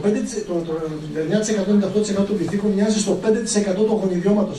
Με την ευκαιρία, πάμε πίσω, όταν κάνουμε το πρόγραμμα ανθρώπινου γονιδιώματος, εσύ κρατάς καλά, έτσι. Ωραία, γιατί έφανε, μπράβο. Λοιπόν, όταν κάνω το πρόγραμμα ανθρώπινου γονιδιώματος, αυτό που μελέτησα για τόσα χρόνια, ξέρετε ποιο είναι? Το 5% του DNA. Τα λεγόμενα εξώνια. Όσοι ασχολείστε λίγο με βιολογία, υπάρχουν τα εντρόνια και τα εξώνια. Τα εξώνια είναι αυτά που αποδικοποιούν πρωτεΐνες. Και DNA λέμε ένα κομμάτι, γονίδιο, ένα κομμάτι του DNA που αποδικοποιεί πρωτεΐνες. Αυτός ήταν ο ορισμός στη βιολογία, Βασιλική, έτσι δεν είναι? Λάθος. Έρχονται οι μοριακοί βιολόγοι και λένε τώρα πρέπει να ξαναγράψουν τη βιολογία. Γιατί το 95% του DNA ήταν εντρόνια. Που δεν αποδικοποιούν πρωτεΐνες. Και το λέγανε οι επιστήμονες junk DNA, ότι είναι άχρηστο, είναι το αποτέλεσμα της εξελικτικής διαδικασίας και γι' αυτό ασχολήθηκαν, προσέξτε, ασχολήθηκαν. Θα τα πω τώρα που λέει και ο Νταλάρας. Εντάξει, το μόνο τραγούδι που δεν τραγούδισε ήταν το ζεμπέκικο της Ευδοκίας αυτός. Τώρα θα τα τραγούδισε. Ακούστε. Το πρόγραμμα ανθρώπινου γονιδιώματος μελέτησε τόσα χρόνια και αποδικοποίησε μόνο το 5% του DNA, τα εξώνια, που εκεί εμφανίζονται οι 42.252 αρρώστιες και σύνδρομα. Το ξαναλέω. Όλες οι αρρώστιες που μαστίζουν ανθρωπότητα εμφανίζονται στο 5% του DNA. Αυτό μελέτησε η επιστήμη. Το 95% δεν το μελέτησε. Το μεταξύ στο 5% στο DNA σας, σε κάθε κύτταρό σας έχετε 7 μηχανισμούς για να επιδιορθωθεί σε μια ενδοκυτάρια όταν εμφανιστεί η αρρώστια. Αυτό σημαίνει ότι υπάρχει σχέδιο. Και τώρα έρχονται οι μοριακοί βιολόγοι και λένε πρέπει να ξαναγράψουμε τα βιβλία της μοριακής βιολογίας. Για ποιο λόγο? Για το 95% που το θεωρούσαμε junk DNA, ότι είναι άχρηστο, τα εντρόνια δεν είναι άχρηστο, αλλά είναι jumping DNA, είναι backup σε περίπτωση που αποτύχουν οι 7 μηχανισμοί. Επιδιόρθωση στο 5% του γονιδιώματος, υπάρχει 95% να επιδιορθώσει τη ζημιά όταν υπάρχει ανάγκη. Wow, πού το κάνει!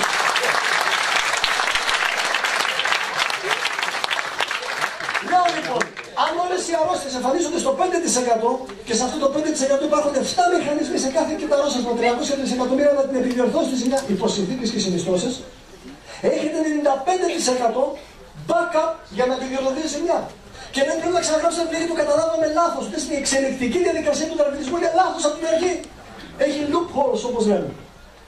Πιστεύαμε ότι τις τρύπες με τις δίνει αναπνεύουμε, ότι αυτό είναι έτσι, ότι από πίσω. Υπάρχουν κάποιοι που λένε ότι από πίσω μπορεί να μπαίνει, δεν βγαίνει. Αν κάνεις όμως ανατομία και φυσιολογία βγάζει αυτό, δεν βάζει. Πάει κόντρα στον νόμο της βαρύτητας. Μια φορά ο άλλος στη Λάρισα μου λέει: δεν είναι υποχρεωτικό να πάει κόντρα στη βαρύτητα. Άμα κάνεις από πάνω μια βαρύτητα. Άμα σε ξαπλωτά πάει καλά. Όπως και να έχει, δεν πρέπει να ανοίγετε περισσότερες τρύπες. Γιατί το 5% που σας έχει δώσει νόηση η φύση και ο Θεός, σας λέει σκεφτείτε. Και το μόνο ζώο που έχει την ελευθερία, ξέρετε γιατί τα ζώα φαίνονται πιο έξυπνα από εμάς? Γιατί έχουν ένστικτο. Σωστά. Ένστικτο ορισμό στη βιολογία είναι πληροφορία γραμμένη στο DNA. Από ποιον και γιατί? Εδώ σταματάει. Λένε ακόμα και οι δαρβινιστές, προσέξτε, ακόμα και ο Ρίτσαρντ Ντόκινς, ο αρχιερέας του αθεϊσμού, λέει για δύναμη της φυσικής επιλογής. Αναγνωρίζουν μια δύναμη η οποία του εμβαίνει στο γονιδίωμα. Απλά την προσδιορίζουν. Αυτή δεν έχει πολύ σοφία όμως και πολύ να νοιάζεται για εσάς. Γιατί όλοι μας είμαστε το ίδιο, αλλά όλοι μας είμαστε διαφορετικοί. Ακόμα και οι μονοζυγωτικοί δίδυμοι που έχουν το ίδιο DNA δεν έχουν το ίδιο DNA. Υπάρχει 0,1% που οι επιστήμονες λένε molecular imprinting, μοριακή εντύπωση, μοριακή υπογραφή, το οποίο σημαίνει αυτό στο όνομά του μικρό. Ο Νάσος έχει το 0,1 στο DNA που τον κάνει τελείως μοναδική προσωπικότητα. Και η μοναδικότητά σας δεν καθορίζεται από την ψυχολογία, δεν καθορίζεται από τα πτυχία, από τα λεφτά, από το 90, 60, 90, από τη θέση στην πολιτική, την οικονομική, τη θρησκευτική, τη στρατιωτική, αλλά καθορίζεται από τη βιολογία σας. Και η βιολογία λέει ότι είστε μοναδικοί. Αυτό το παίρνετε σαν κρέντο για να ζήσετε ή και για να πεθάνετε. Όταν λοιπόν μας έχει δώσει νόηση ο Θεός, τα ζώα φαίνονται πιο έξυπνα γιατί δεν έχουν ελευθερία. Σε εμάς μας έδωσε 5% στο συνειδητό να έχουμε την ελευθερία της επιλογής. Είναι το μεγαλύτερο όπλο που έχει δοθεί ποτέ. Και δεν είναι τυχαίο ότι με τους μετοποιαίους λογούς σκέφτεστε. Το πρώτο πράγμα που καταστρέφει τους μετοποιαίους λογούς είναι το αλκοόλ. Γι' αυτό και η απειροελάχιστη ποσότητα αλκοόλης κάνει ζημιά εδώ στους μετοποιαίους λογούς. Η νοικοτήνη κάνει το ίδιο. Η ζάχαρη κάνει το ίδιο. Η κακή σκέψη κάνει το ίδιο. 5% 5 λεπτά με 10 παρακολούθησης ειδήσεων, αυτό είναι σύμφωνα στην Ευρωεπιστήμες, ειδήσεις αρνητικού περιεχομένου αναστέλνουν την νευρογέννηση στον εγκέφαλο για 72 ώρες. Με απλά λόγια σημαίνει ότι για 15 λεπτά παρακολουθείτε νέος έμφυα, και άλλα μέτρα, το ΕΚΑΣ, το ΕΜΑΣ, το ΦΑΣ, για 15 λεπτά, για 3 μέρες και να τα κάνετε όλα σωστά, ο εγκέφαλος και να θέλει δεν μπορεί να παράξει καινούρια νέα κοιτάξτε στο εκεί πέρα. Φανταστείτε κάποιον το πρωί σηκώνεται ο Αχιάς, ο Παπαδάκης, ο ένας, ο άλλος, το βράδυ πάει μεσάνυχτα. Εγώ τον Ευαγγελάτος έλεγε, τα στρώματα έχουν κολοβακτηρίδια, έχουν σκατουλίνια μέσα, έρχεται ο Ευαγγελάτος και μας ζητήσει όλα τα στρώματα, πώς θα κινηθώ για μια μέρα.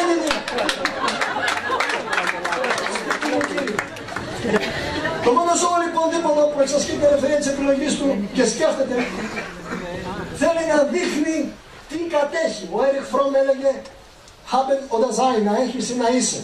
Και επειδή προσπαθούμε να έχουμε, συνέχεια δεν είμαστε. Αλλά μόνο όταν είμαστε θα έχουμε πραγματικά. Αλλά αγωνιζόμαστε μια ζωή να έχουμε. Γι' αυτό δεν θα είμαστε ποτέ τίποτα. Γι' αυτό και μια ζωή μιλάμε για τους προγόνους μας. Λέμε ο Μέγας Αλέξανδρος, ο Μέγας Σοκράτης, ο Μέγας τέτοιος. Μα εκείνοι κάνανε. Εσύ τι κάνεις σήμερα. Εσύ τι κάνεις. Ασκεί την ελευθερία της επιλογής του και τώρα έχει αγοράσει κάτι και θέλει να τον δείξει στον άλλο. Και τι κάνει. Το βάζει να σου πούμε στη μύτη. Έτσι. Λέγει το σκουλαρίκι στη μύτη. Δεν φτάνει ένα. Βάζει κι άλλο. Μετά. Παίρνει πιο ακριβά. Δεν είναι φόμπιζου. Και το βάζει στο αυτή εδώ. Βάζει και στα άλλο. Γιατί δεν είναι κακό, δεν είναι καλό να είναι μόνο του το αυτή. Το βάζει εδώ το άλλο. Μετά κάνει και στις ρόγες. Το σπάτο το βάζει εδώ. Σιγά μου πέσανε το τέτοιο. Μετά πέσανε. Μετά η κόρη μου λέει, μπαμπά είσαι πιο γελίος γιατρός, εδώ τον φίλος μου. Μετά που πάλι εδώ, της λέει ο έτσι, θα είναι πιο σεξι γιατί άκουσε τον ψυχολόγο τον ασκητή και λέει να βάζεις πάνω.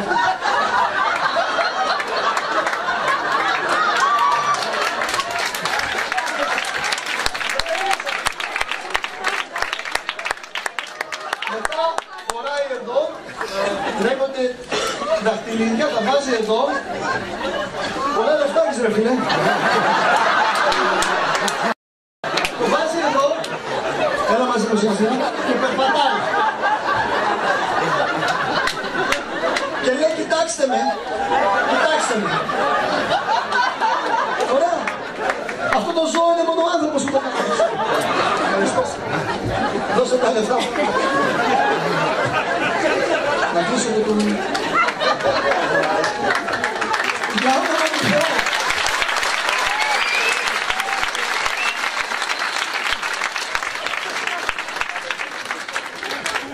Εσείς παράγετε πολλές ενδορφίνες. Το τέλειο που είναι με χρονοκαριστές. Την άλλη φορά... Τώρα μου θυμίζετε την Ανθούλα στο Λάκη.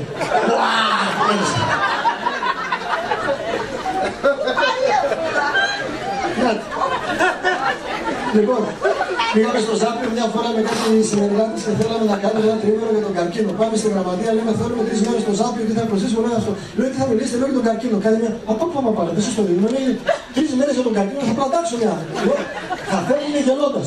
Μου λέει, χάρη σας άνθρωπε, μου λέει, δεν υπάρχει περίπτωση, δεν είμαστε στο Ζάπιο. Γιατί έχουν καρκίνο όλοι, τι λένε, όχι. Στις δικές μου μιλήσεις τον καρκίνο, βγαίνουν άνθρωποι ξαναμένουν στο γέλιο. Μου λέει, τι μιλάνε, για τον καρκίνο, μιλάνε. Τουλάχιστον τα φύγετε από εδώ, τι καταλάβατε. Ρίξαμε ένα γέλιο ρε παιδιά. Να μεγεθύνω λίγο, έχει το φωτισμό τώρα, δεν ξέρω πόσο ευκρινές είναι.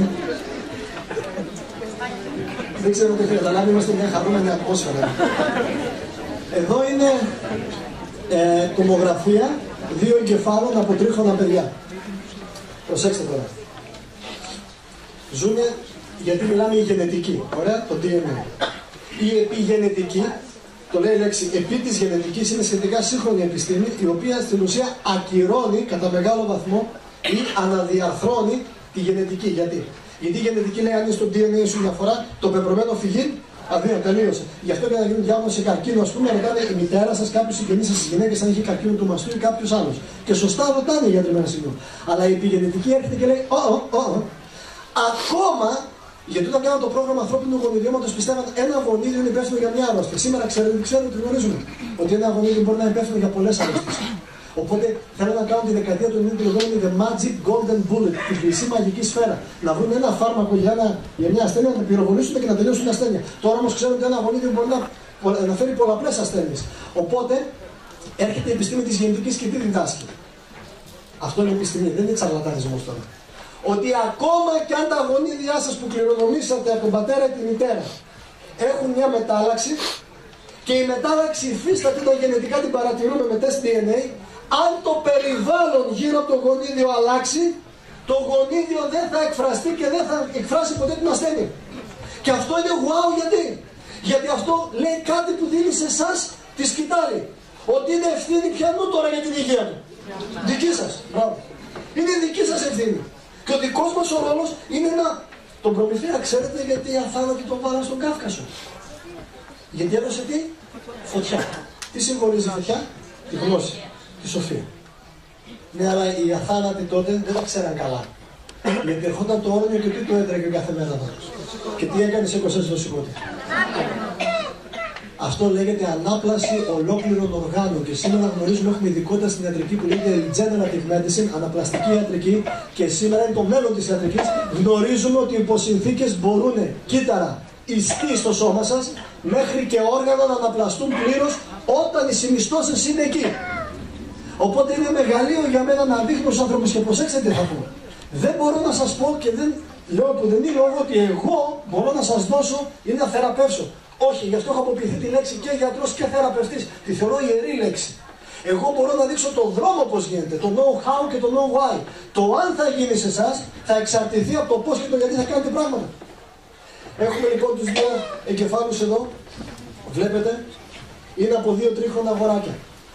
Ζούνε στην ίδια χώρα, στην ίδια πόλη, στην ίδια συνοικία, τρώνε το ίδιο φαγητό και μάλιστα αυτό εδώ. Και τώρα μόνο οι γιατροί δεν καταλαβαίνετε κάτι, μια διαφορά ανάμεσα στους δύο κεφάλους. Το άλλο είναι πιο μεγάλο. Ναι. Έχει και άλλες διαφορές, ωραία, μέσα εδώ στο κεφαλαιό του υγρού, αλλά τέλος πάντων. Ενώ είναι η ίδια ηλικία, ζουν στην ίδια πόλη, στην ίδια χώρα, έχουν σχεδόν το ίδιο DNA. Και αυτό εδώ το παιδί τρώει καλύτερης ποιότητας φαγητό από αυτό εδώ. Αυτό εδώ υπολογίζουν οι επιστήμονες θα ζήσει τουλάχιστον 20 χρόνια λιγότερο από το άλλο. Γιατί αυτό εδώ ζει 100 μέτρα πιο μακριά από αυτό το παιδί στην ίδια πόλη και αυτό ζει μέσα σε ορφανοτροφείο. Σοβαρά, μην τη λένε αυτή τη λέξη, δεν είναι επιστημονική. Δεν έχουμε αιματολογικές εξετάσεις για την αγάπη. Δεν είσαι επιστήμονας, είσαι τσαρλατάνος αν μιλάς για την αγάπη. Extreme neglect το λένε οι επιστήμονες. Αυτό θα ζήσει 20 χρόνια λιγότερο, ενώ τρώει καλύτερα. Και μόνο το μέγεθος του κεφάλου είναι τραγικό. Μια φορά δόξα στοιχείο και ήταν ένας ακτινοδιαγνώστης μέσα και μου λέει: δεν έχει γίνει Photoshop. Και λέω: όχι, είναι κανονική. Μου λέει: αποκλείται. Λέω: είναι κανονική. Ένα βήμα παραπέρα. Πήρανε οι επιστήμονες αυτά τα παιδιά.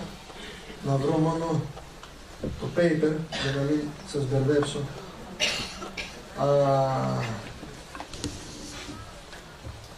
Αν το έχω εδώ. Το έχω...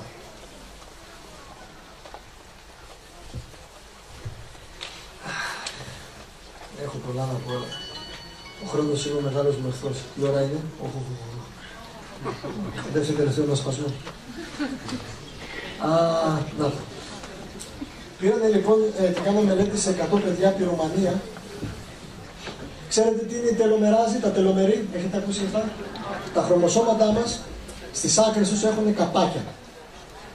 Καπάκια δεν είναι, συγγνώμη, είναι για να προστατεύουν το χρωμόσωμα. Εν τω μεταξύ κάθε σας κύτταρο έχει συγκεκριμένο αριθμό διαιρέσεων που κάνει, μυτώσεων. 50 με 70 μυτώσεις μπορεί να κάνει μέσα σε αυτό το φαινόμενο Hayflick. Από εδώ το Hayflick μελέτησε την κυτταρική διαίρεση. Όσοι θυμάστε τη βιολογία, έχουμε τη φάση G1, G2, S και τη φάση την M, έτσι και έχουμε πρόφαση, μεσόφαση, ανάφαση, τελόφαση. Ό,τι θυμάστε, δεν έχει καμία σημασία, τέλος πάντων. It sounds all Greek to you. Και τα τελομερή είναι καπάκια στις άκρες των χρωματών και κάθε φορά που ένα κύτταρό σας από την καρδιά, από τον εγκέφαλο μέχρι το δέρμα κάνει μια διαίρεση, αυτό μετράει countdown, μετράει ανάποδα. Δηλαδή 69, 68, 50. Ωραία. Και όταν φτάσει στις τελευταίες μυτώσεις, κάνει αυτό που λέμε cell cycle arrest. Σύλληψη κυτταρικού κύκλου. Σταματάει, γιατί αν συνεχίσει και κάνει, μετά δεν θα υπάρχει δίκη και μετά θα έχω πρόβλημα. Δεν μπορεί να αναπλαστεί ο ιστός ή το μέρος εκεί. Είναι ένας πολύ ωραίος, ακούστε, προγραμματισμός. Και για να υπάρχει προγραμματισμός, λογικά πρέπει να υπάρχει και υποάφρον με την καρδία αυτού που δεν υπάρχει, τέλος πάντων. Ο Μπλέις Πασκάλ είπε: αν ασχοληθείς λίγο με την επιστήμη, γίνεσαι άθεος. Αν ασχοληθείς σοβαρά με την επιστήμη, απλά.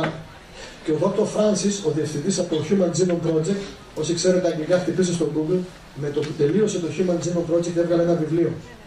Λέγεται The Language of God, η γλώσσα του Θεού. Και περιγράφει αυτός ο νομπελίστας μέσα evidence. Αποδείξεις. Όταν λοιπόν κάτι mad scientist χλεβάζουν για τη θεωρία της εξέλιξης στη δημιουργία, το μόνο που μπορώ να τους πω είναι, ας μην το πω, θα το πω ποντιακά κάποια στιγμή, θα θεωρηθώ και είμαι αριστοφανικός. Δεν πειράζει.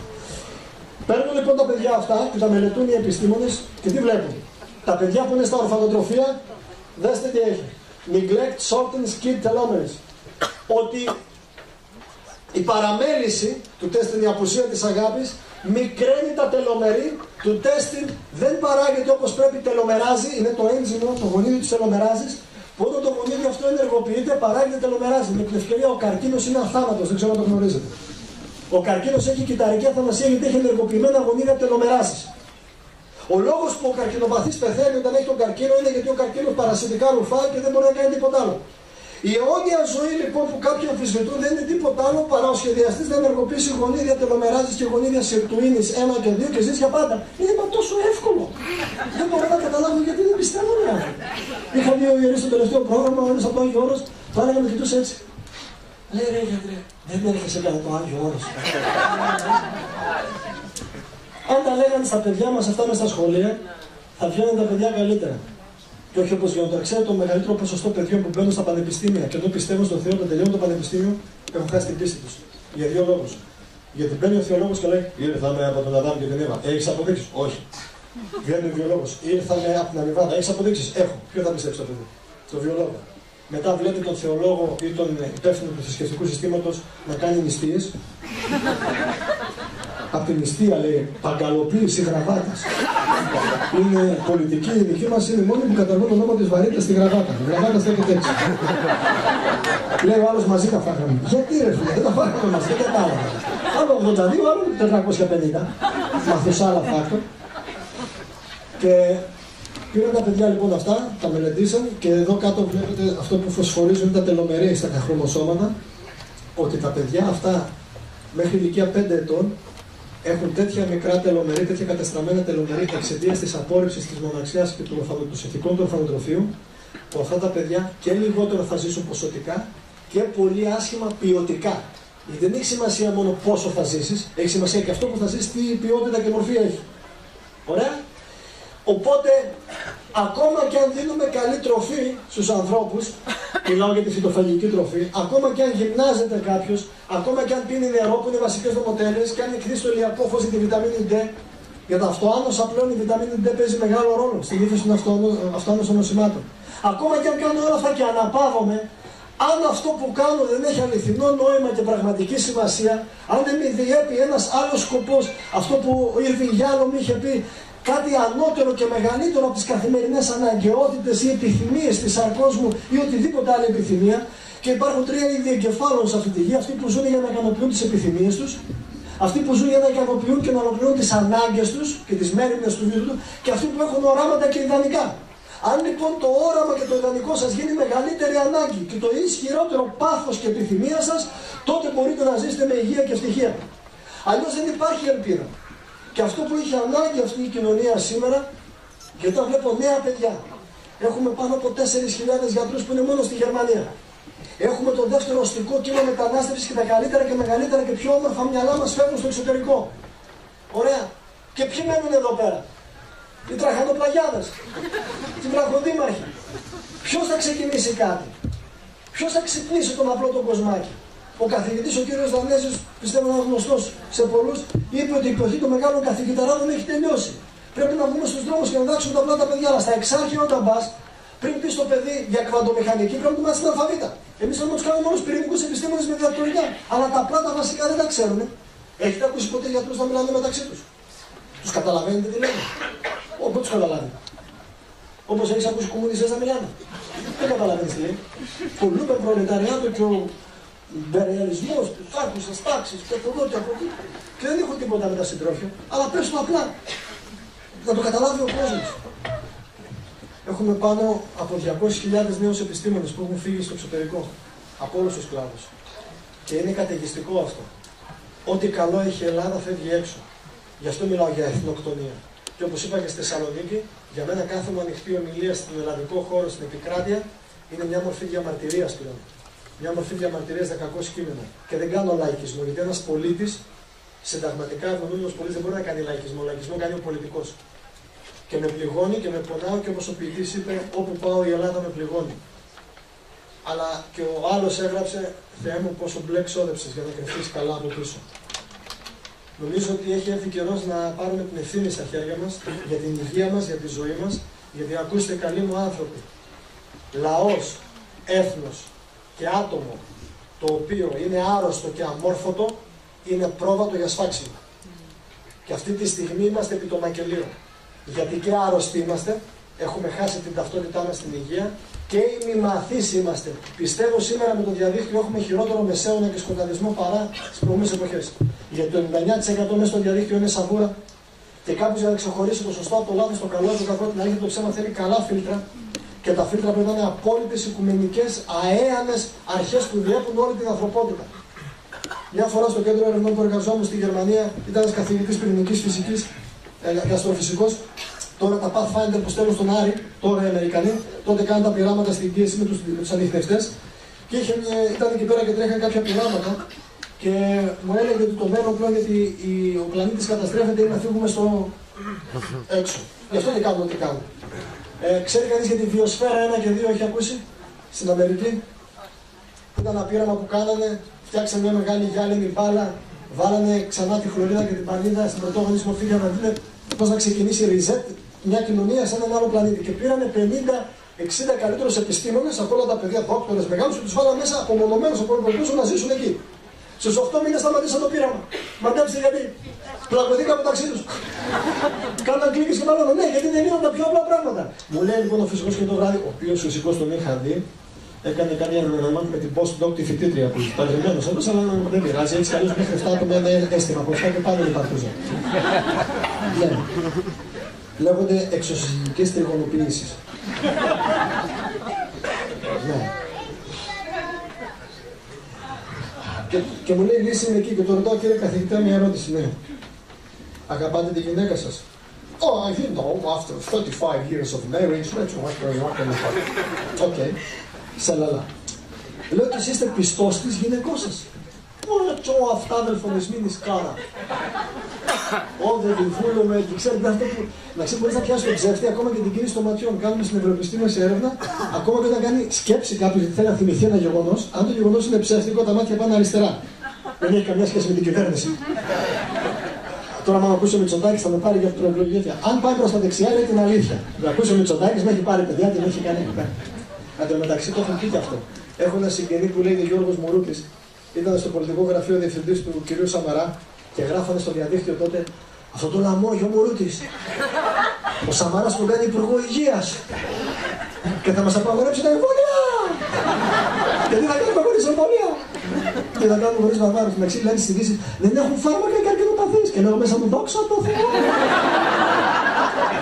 Ευτυχώς, κύριε Λέισον, σώσε την κληρονομιά σου και ευλόγησε το λαό σου. Το όνομα Ισαάκ Ασίμοφ λέει σε κανένα κάτι? Γνωστός φυσικός και εμβρήθη συγγραφέας. Έχει γράψει πάνω από 100-150 βιβλία, όχι στο Τουλιακόπουλο, καλά βιβλία. Έκανε μια έρευνα στην πολιτεία της Καλιφόρνια και μελέτησε το ποσοστό όταν μπαίνει ένας, κάνει εισαγωγή ένας ασθενής στο νοσοκομείο για οποιαδήποτε ασθένεια, πόσο γρήγορα παίρνει το εξιτήριο για να βγει. Συν πλήν είναι 4 με 7 ημέρες για να πάρει εξιτήριο. Δεν μιλάμε για σοβαρά χειρουργία. Και μετά κάνει μια έρευνα και μετράει τα νοσοκομεία όταν κάνανε απεργία οι γιατροί και ήταν με προσωπικό εκτάκτου ανάγκης. Δηλαδή οι γιατροί δεν πάνε στους ασθενείς και τους αφήνουν μόνοι τους. Τώρα οι ασθενείς στις 2 μέρες βγαίνουν έξω. Και είπε ο Ασίμοφ, καλύτερα λέει να μην τους αγγίζουν οι γιατροί τους ασθενείς, πιο γρήγορα θα γίνουν καλά παρά να τους αγγίζουν. Η τρίτη αιτία θανάτου επίσημα στις ΗΠΑ είναι οι ιατρογενικά λάθη. Περίπου 250 με 300.000 Αμερικανοί πεθαίνουν εξαιτίας από επέμβαση του γιατρού. Στην Αγγλία είναι κοντά στους 80.000. Αυτά είναι επίσημα στοιχεία από τα Υπουργεία τους. Είναι η τρίτη αιτία θανάτου. Πρώτη είναι τα καρδιαγενικά, δεύτερο ο καρκίνος και τρίτη είναι τα ιατρογενικά λάθη. Στην Ελλάδα δεν έχουμε έρευνα. Στην Ελλάδα, παιδιά, υπάρχουν εξαιρέσεις. Προσέξτε, για να μην είμαστε παιδοντικοί, υπάρχουν εξαίρετοι επιστήμονες σε όλα τα πεδία. Εξαίρετοι επιστήμονες που εγώ υποκλίνομαι. Το όνομα Ιωαννίδης, λέει σε κανέναν τέτοιο, τον καθηγητή του κ. Ιωαννίδη, καθηγητής ιατρικής στο Stanford University. Φυσικά και όχι. Πού να σας πω. Για να κάνω μια άλλη ερώτηση. Η Πάολα λέει σε κάποιον κάτι. Παντελίδης, Λαζόπουλος. Ερώτηση. Πού ξέρετε την Πάολα και δεν ξέρετε τον Ιωαννίδη? Γιατί η Πάολα προβάλλεται πού? Συνέχεια. Ο καθηγητής ο κύριος Ιωαννίδης, αν γκουγκλάρετε, είναι στο Stanford University και είναι καθηγητής στην ιατρική σχολή στα Ιωάννινα. Είναι η αυθεντία στη στατιστική ανάλυση. Και ένας επιστήμονας ακαδημαϊκός όταν κάνει έρευνα, ένα από τα βασικά είναι πόσα paper, πόσα επιστημονικά έγγραφα δημοσιεύει και πόσο συχνά άλλοι επιστήμονες κάνουν reference στο δικό του. Το 2005, και χτυπήσω το, μπορείτε να διαβάσετε online το άρθρο του, δημοσίευσε ένα άρθρο που δημοσιεύθηκε στο Elsevier, στο Science και μετά στο Nature, την Elite, το οποίο τίτλος είναι το abstract το εξής. Why scientific research is not scientifically true. Γιατί η επιστημονική έρευνα δεν είναι επιστημονικά ορθή και εξηγεί με στατιστικά μοντέλα τα bias, έτσι, τα conflict of interest και πόσο στημένη μπορεί να είναι μια έρευνα. Ο καθηγητής λοιπόν, ο κύριος Ιωαννίδης, κάνοντας τη δική του έρευνα, διαπίστωσε ότι, ακούστε τώρα, ακούστε και θαυμάστε για την Ελλάδα, ότι από το 2004 μέχρι 2015 πόσοι επιστήμονες μπήκαν στον πολιτικό χώρο, ασχολήθηκαν με την πολιτική και όλοι αυτοί οι επιστήμονες πόσα paper μαζί δημοσίευσαν. Και δείχνει σε ένα γράφημα, αν είναι από εδώ, από το πόδι αρχή μέχρι εκεί, μέχρι εδώ. Δηλαδή όλοι οι επιστήμονες που μπήκαν στον πολιτικό χώρο στην δεκαετία και τι έρευνα κάνανε, παιδί μου, τόσοι. Σε σύγκριση μόνο με έναν επιστήμονα, τον κύριο Νανόπουλο, δεν ξέρω αν το όνομα λέει σε κάποιον κάτι, ο οποίος δίπλα είναι και έχει δημοσιεύσει πάνω από 25.000 paper μόνος του. Και ρωτάω ο κύριος Ιωαννίδης, ποιος από τους αυτοί όλοι ή αυτός έχει να πει στο ελληνικό κοινό κάτι? Ποιος? Ο Νανόπουλος, μπράβο. Από στόμα νηπίων και θυλαζόντων θέλετε να ακούσει μια και έλυση. Ευτυχώς που είπε εδώ πέρα τον συνεργάτη μου και ξέρει τι είναι. Το βλέπετε πόσο χρόνο είσαι? 9. Εντάξει, τελείωσε. Τι το κουράζετε εσείς? Ο Νανόπουλος λοιπόν έχει πολύ περισσότερα να πει. Προσέξτε, ένας σωστός επιστήμονας ξέρει μόνο δύο πράγματα. Ξέρει τι ξέρει και ξέρει τι δεν γνωρίζει. Ένας σαρλατάνος νομίζω τα ξέρει όλα. Και έχει παντός επιστητού γνώμη. Ωραία. Αυτό μπορεί να χρησιμοποιηθεί και εναντίον μου, γιατί μιλάει για πάντα για όλα. Όχι, δεν προσπαθώ να πω τα ξέρω, προσπαθώ να γίνω πανεπιστήμονας όπως είναι η όμορφη αρχαία ελληνική λέξη. Να έχω την όμορφη οικουμενική γλωσσιγνωσία και γευσιγνωσία. Οπότε πρέπει να βάλουμε ανθρώπους μπροστά, να προτάξουμε που έχουν κάτι να πούνε σε εσάς, σωστά? Και το θέμα δεν είναι αν κάνετε 3 γεύματα ή 2 γεύματα, γιατί τα 2 γεύματα μετά το μεσημέρι δεν τρώτε, έχετε μέχρι και 70% λιγότερο καρκινό, ρυθμίζετε το ζάχαρο καλύτερα, έχετε καλύτερη όραση, καλύτερη καρδιαγική λειτουργία, καλύτερη παραγωγή μελατονίνης, σεροτονίνης. Μπορώ να κάτσω εδώ για να μιλήσουμε και να δείτε. Εγώ μετά θα τελειώσω που είναι, για πες μου γιατροί, τα 2 γεύματα πια αγιότητα. Όπως την άλλη φορά είχα πει για την ελιά στην Ελασσόνα. Και ενώ είναι πολύ καλή η ελιά να την τρώτε, και ήρθε μια κυρία και λέει πόσες ελιές να τρώω και της λέω για πλάκα 147. Και ήρθε τη δεύτερη μέρα και λέει μπάφιασα 76. Δεν πλάκα να βγω, τέλος πάντων. Πρέπει να ξέρουμε λοιπόν πώς το πέλαθα. Και ολοκληρώνοντας και ίσως μετά είμαι διατεθειμένος αν θέλετε να ρωτήσετε όσο χρόνο έχουμε, στο μισάωρο ακόμα, να συζητήσουμε να κάνουμε έτσι μια καλή εκκλησία του Δήμου. Είναι αναγκαιότητα για μένα, επιτακτική αναγκαιότητα, να βάλουμε όλοι μαζί πλάτη. Να αφήσουμε στην άκρη τι μας χωρίζει, να αφήσουμε τις πολιτικές, οικονομικές, κοινωνιολογικές, θρησκευτικές και άλλες αταξίες και να δούμε τι μας ενώνει. Κάποιος είπε ότι με μια ψήφο Με μία ψήφο σκοτώνεις μια γενιά στο μέλλον. Με τη σφαίρα κάνεις λιγότερη ζημιά. Γιατί σκοτώνεις τον άνθρωπο απέναντί σου, αλλά με την ψήφο σκοτώνεις την επόμενη γενιά. Και δεν ξέρω για εσάς, υπάρχουν γονείς σίγουρα εδώ, σωστά, και αγαπάμε όλοι τα παιδιά μας και θέλουμε το καλύτερο για τα παιδιά μας. Ναι ή όχι? Έχετε δει κανένα, ποιος από εσάς που είστε γονέας είναι διατεθειμένος να δώσει τη ζωή του και να υποφέρει από σήμερα μέχρι να πεθάνει, αρκεί να ξέρει το παιδί του θα ζήσει σε ομορφιά, δημοκρατία, ελευθερία και καλοσύνη? Ποιος από εσάς είναι διατεθειμένος να δώσει τη ζωή του? Γιατί δεν ξεκινάτε να το κάνετε, τι περιμένετε? Το Θεό από μηχανής να έρθει? Το σωτήρα? Ξέρετε, μια ζωή η ανθρωπότητα ψάχνει από θεραπευτές και θεραπείες και όταν έχει ψάχνει από σωτηρίες και σωτήρες. Αρκετά κάναμε. Και τουλάχιστον εγώ δεν ξέρω πώς βιώνει, σίγουρα στην Αθήνα, γιατί παίρνω τα μηνύματα. Εσείς που ζείτε εδώ πέρα είστε ήρωες, γιατί είναι επταπλάσιο το στρες και επταπλάσιος ο μόχθος εδώ από ό,τι στην επαρχία. Αλλά όταν στο σχολείο της κόρης μας, στην Κατερίνη, σε επαρχιακή πόλη 70.000 κατοίκων, η φίλη της κόρης μου, της Ανθής, λιποθυμάει στο διάλειμμα από πείνα, πιο χαμηλά μια κοινωνία δεν μπορεί να φτάσει. Όταν στοχεύεις τους νέους που είναι το μέλλον και τους πρεσβύτερους που είναι το παρελθόν, κάνεις εθνοκτονία, φίλε μου. Και δεν ξέρω για εσάς, απλά εγώ δεν μπορώ να τα δεχτώ στη συνείδησή μου ότι μπορώ να κοιμάμαι το βράδυ και να έχω μια ακαδημαϊκή οικονομική καριέρα και να ξέρω να σηκωθεί μια μέρα η κόρη μου και να μου πει: ρε πατέρα, τα ήξερες όλα αυτά. Τι έκανες εσύ? Και να πω εγώ, εμείς οι τρεις στον καφενέ, τσιγάρο, πρέφα και καφέ. Ρε, δεν βαριέσαι, αδερφέ. Κάτι πρέπει να κάνουμε, συμφωνούμε. Γι' αυτό έχει τόση μεγάλη σημασία να προασπίσετε την υγεία σας.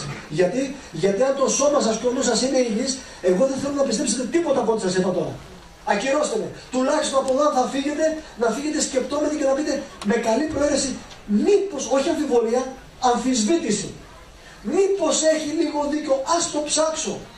Γιατί ο καθένας είναι ελεύθερος μέχρι να αποδειχτεί ότι είναι σκλάβος. Και είναι αθώος μέχρι να αποδειχτεί ότι είναι ένοχος. Δεν είναι ένοχος πριν να αποδειχτεί ότι είναι αθώος. Ωραία. Δεν κάνουμε ναπολεόντια στρατηγική. Και όταν βλέπω τα νέα παιδιά πηγαίνουν στα σχολεία και ποτέ τους μιλήσω για διατροφή και αρχίζω τους μιλάω για αυτά. Ξέρετε, τα νέα παιδιά τελειώνουν την ομιλία. Και αυτό είναι από την Κύπρο, από τη Λάρνακα και τη Λεμεσό μέχρι και στη Θράκη πάνω που ανεβαίνουν. Αυτά τα παιδιά του γυμνασίου, τα δικά μας παιδιά που είναι καθαρά παιδιά. Πηγαίνω στο εξωτερικό και τα παιδιά στο εξωτερικό έχουν αγριέψει. Η αιτία αποβολή σε σχολείο στο εξωτερικό είναι οπλοκατοχή πλέον. Λένε όλα τα ίδια είναι. Όχι, τη δεκαετία του 70 εδώ πέρα η αιτία αποβολή ήταν το μάσημα της μαστίχας. Και δεν μπορείς να σκοτώσεις με τη μαστίχα κάποιον, με το όπλο σκοτώνεις. Και είναι θέμα χρόνου, εδώ θα είστε, το λέω εδώ και 5 χρόνια τώρα, πότε σε σχολείο στην Ελλάδα θα γίνει αυτό που βλέπουμε στο εξωτερικό. Θα πάρουν τα όπλα, θα μπει μέσα και θα γαζώσει. Και μετά θα λέμε, η κυβέρνηση φταίει, η αστυνομία φταίει, οι καθηγητές φταίει. Θα κάνουμε αυτό που λέμε στην ψυχολογία μετάθεση και υπερπροβολή ευθύνης. Όλοι οι άλλοι, όχι φίλε, εγώ φταίω. Εγώ τι κάνω για το δικό μου το παιδί. Εγώ τι χρόνο περνάω για το παιδί. Ο κύριος Καραγιάννης τον γνωρίζετε. Μου είπατε στο διαδίκτυο κάποιες βλακίες. Έτσι.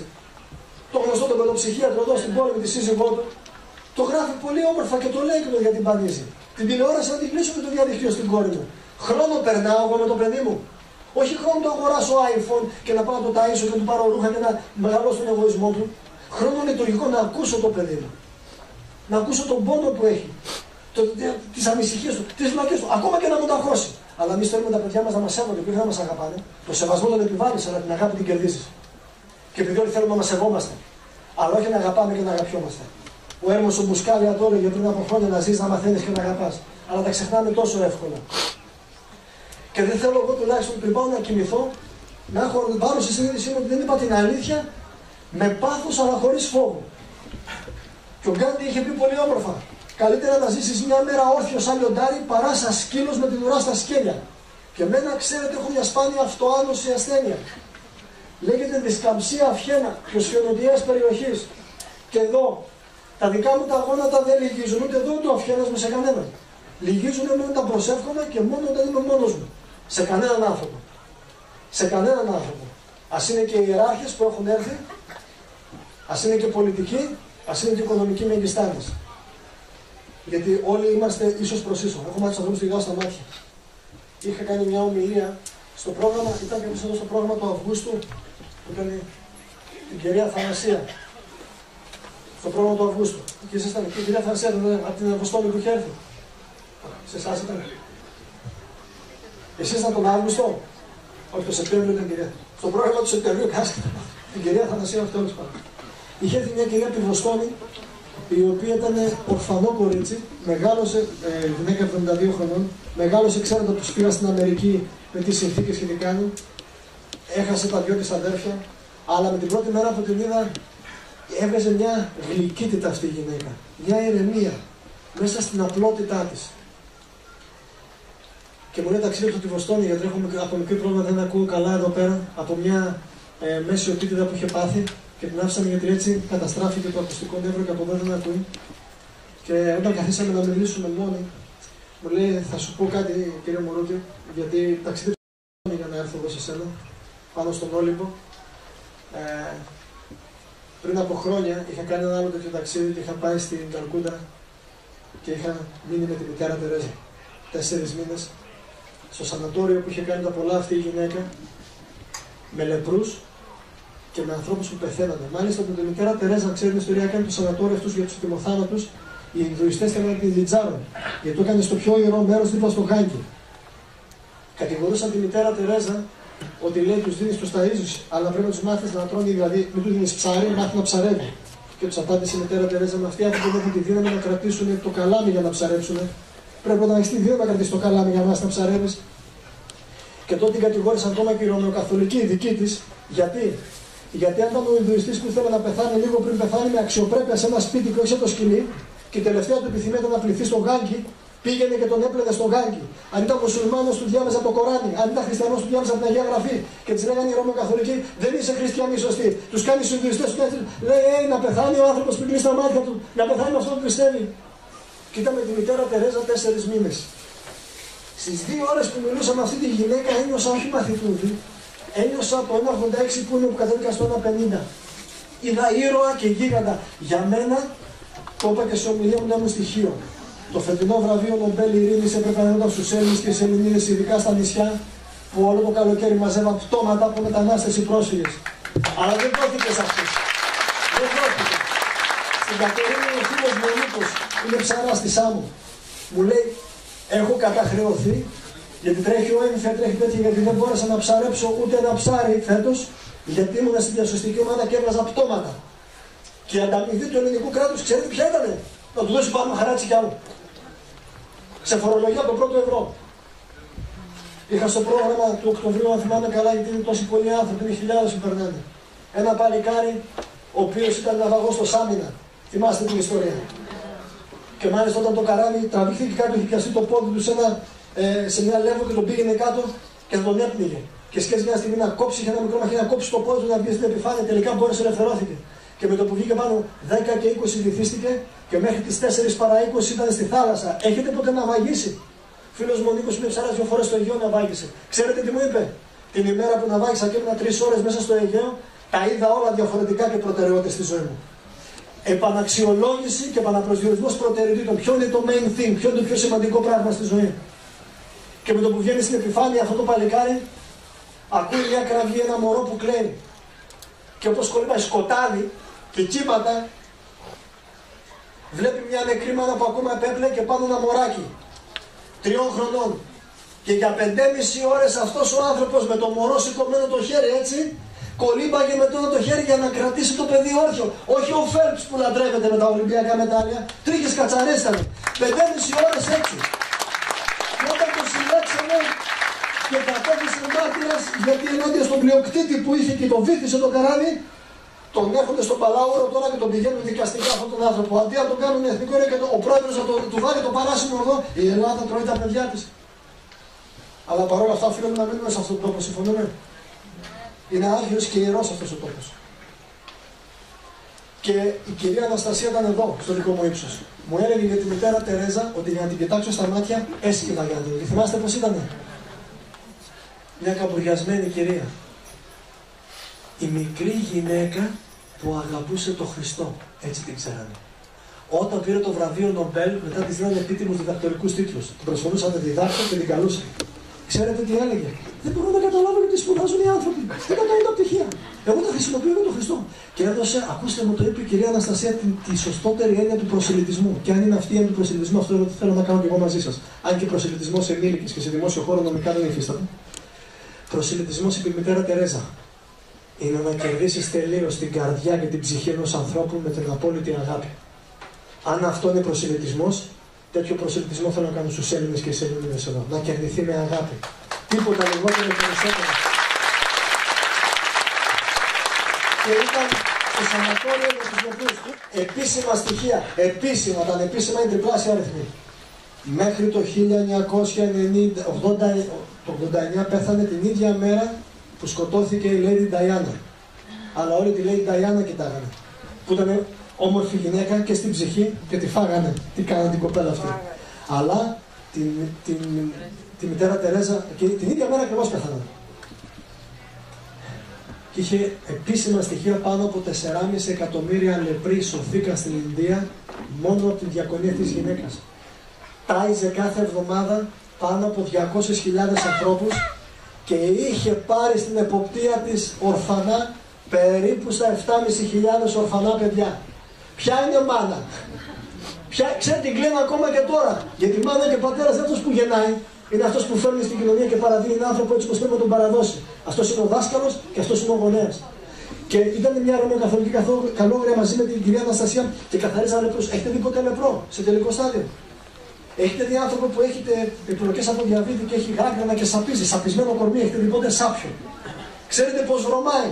Και όπως καθαρίζαν και εκεί δεν είχαν τα μέσα που έχουμε στην ιατρική σήμερα, γάντια και αντισηψής, έτσι με τα χέρια. Δεν είναι παράξενο, μιλάμε για νοσοποιητικό σύστημα που η μητέρα Τερέζα 87 χρόνια στην Καλκούτα, που εκεί από το νερό που πίνεις μπορείς να φτιάξεις χειροβομβίδα από τα βαρέα μέταλλα, μια υγιεινή διατροφή που λέμε.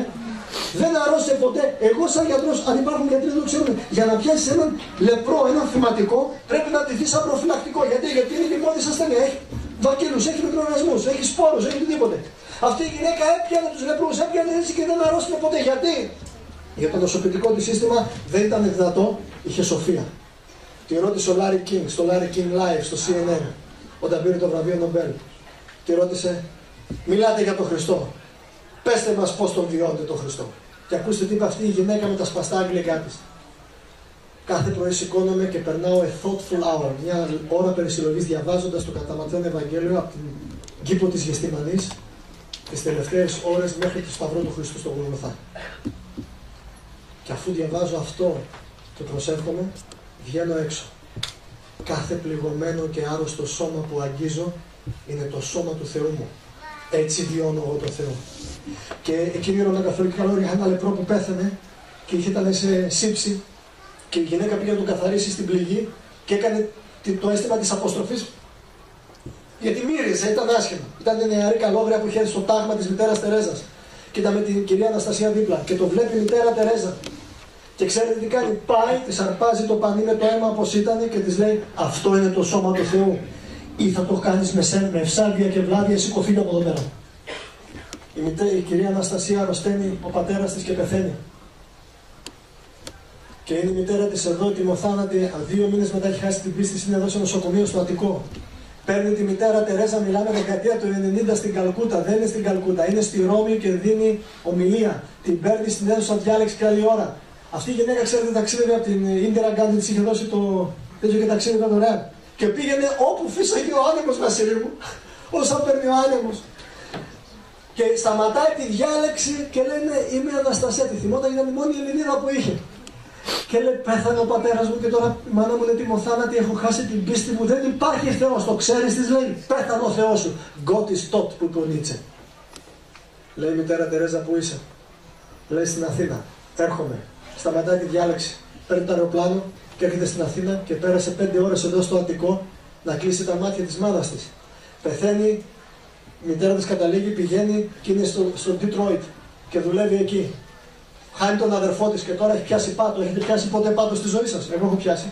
Που λες, να παίξω ρώσικη ρουλέτα με 6 σφαίρες στις 6. Να το κάνω όλα, ρε παιδί μου, δεν παίζει. Να μην κάνει κλικ, να κάνει μπαμ, να βάλω 2 όπλα κιόλας έτσι. Δηλαδή εκεί που δεν πάει πιο χαμηλά.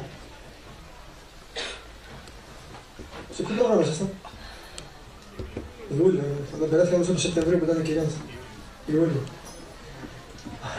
Ευτυχώς αναφέρω τώρα. Έχουμε και υπτάμενους και τζέντλεμεν εδώ. Τιμή μου. Και παίρνει τηλέφωνο πάλι στην Καλκούτα να βρει τη μητέρα Τερέζα. Δεν είναι εκεί. Είναι πάλι στο ομιλία. Σταματάει την ομιλία πάλι. Πού είσαι? Είμαι στο Ντετρόιτ. Μου έχουν κανονίσει ομιλία να πάω Γερμανία στη Φραγκφούρτη. Σε ρωμαιοκαθολικό συνέδριο θα είναι όλοι καρδινάλοι. Πήγαινε Νέα Υόρκη, πετάω για εκεί. Άφησε τους καρδιναλίους στην Γερμανία να περιμένουν τους θεολόγους και φεύγει. Και πήρε δανεικά λεφτά, μου τα έλεγε και έκλαιγε η γυναίκα. Πήρε δανεικά λεφτά από τον Ντετρόιτ να πάει στη Νέα Υόρκη. Έφτασε εκεί πέρα. Είναι στο καθεδρικό ναό, το ρωμαιοκαθολικό και είναι γεμάτο. Ξέρετε, όταν η μητέρα Τερέζα πήγε τι γινόταν. Περιμένουν καρδινάλοι, επίσκοποι, ορθόδοξοι, καθολικοί, όλοι να κάνουν τι. Είναι τα γλυφοτρόνια που είναι βεβαίως μαθησικό,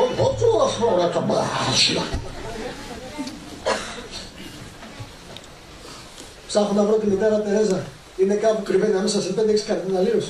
Βάζω, μητέρα, κάτι στο κεφαλάκι έτσι με την μπλε την ποδιά που φόραγε, το τάγμα που ήταν των καλογριών. Την παίρνει από το χέρι, όπως τώρα με έφερε τώρα μέσα.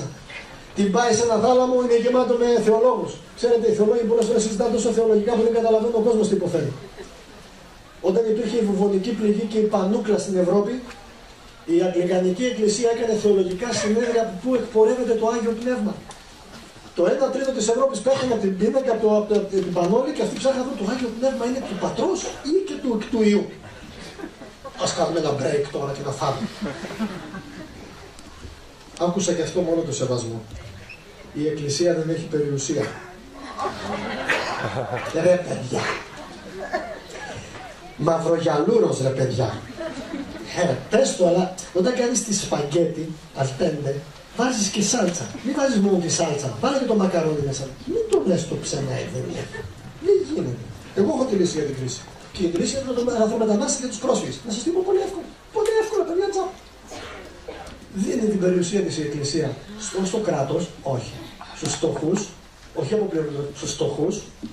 Και ανοίγει τα μοναστήρια όλα και τις εκκλησίες και το κάνουν hot spot. Και αντί να μας κάνουν μουσουλμάνους, θα τους εκχριστιανίσουν με την αγάπη μας. Ωραία.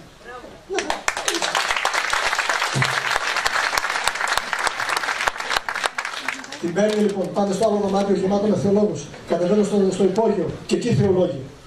Κατεβαίνουν δεύτερο υπόγειο και εκεί γεμάτο με κόσμο. Καλόγριες. Κατεβαίνει τρίτο υπόγειο και βρίσκει ένα δωματιάκι και 9:30 ώρα το πρωί την παίρνει αυτή η γιαγιάκα, την κυρία Αναστασία, και μέχρι τις 5:30 το απόγευμα την είχε στην αγκαλιά της χωρίς να της μιλήσει ποτέ για το Θεό.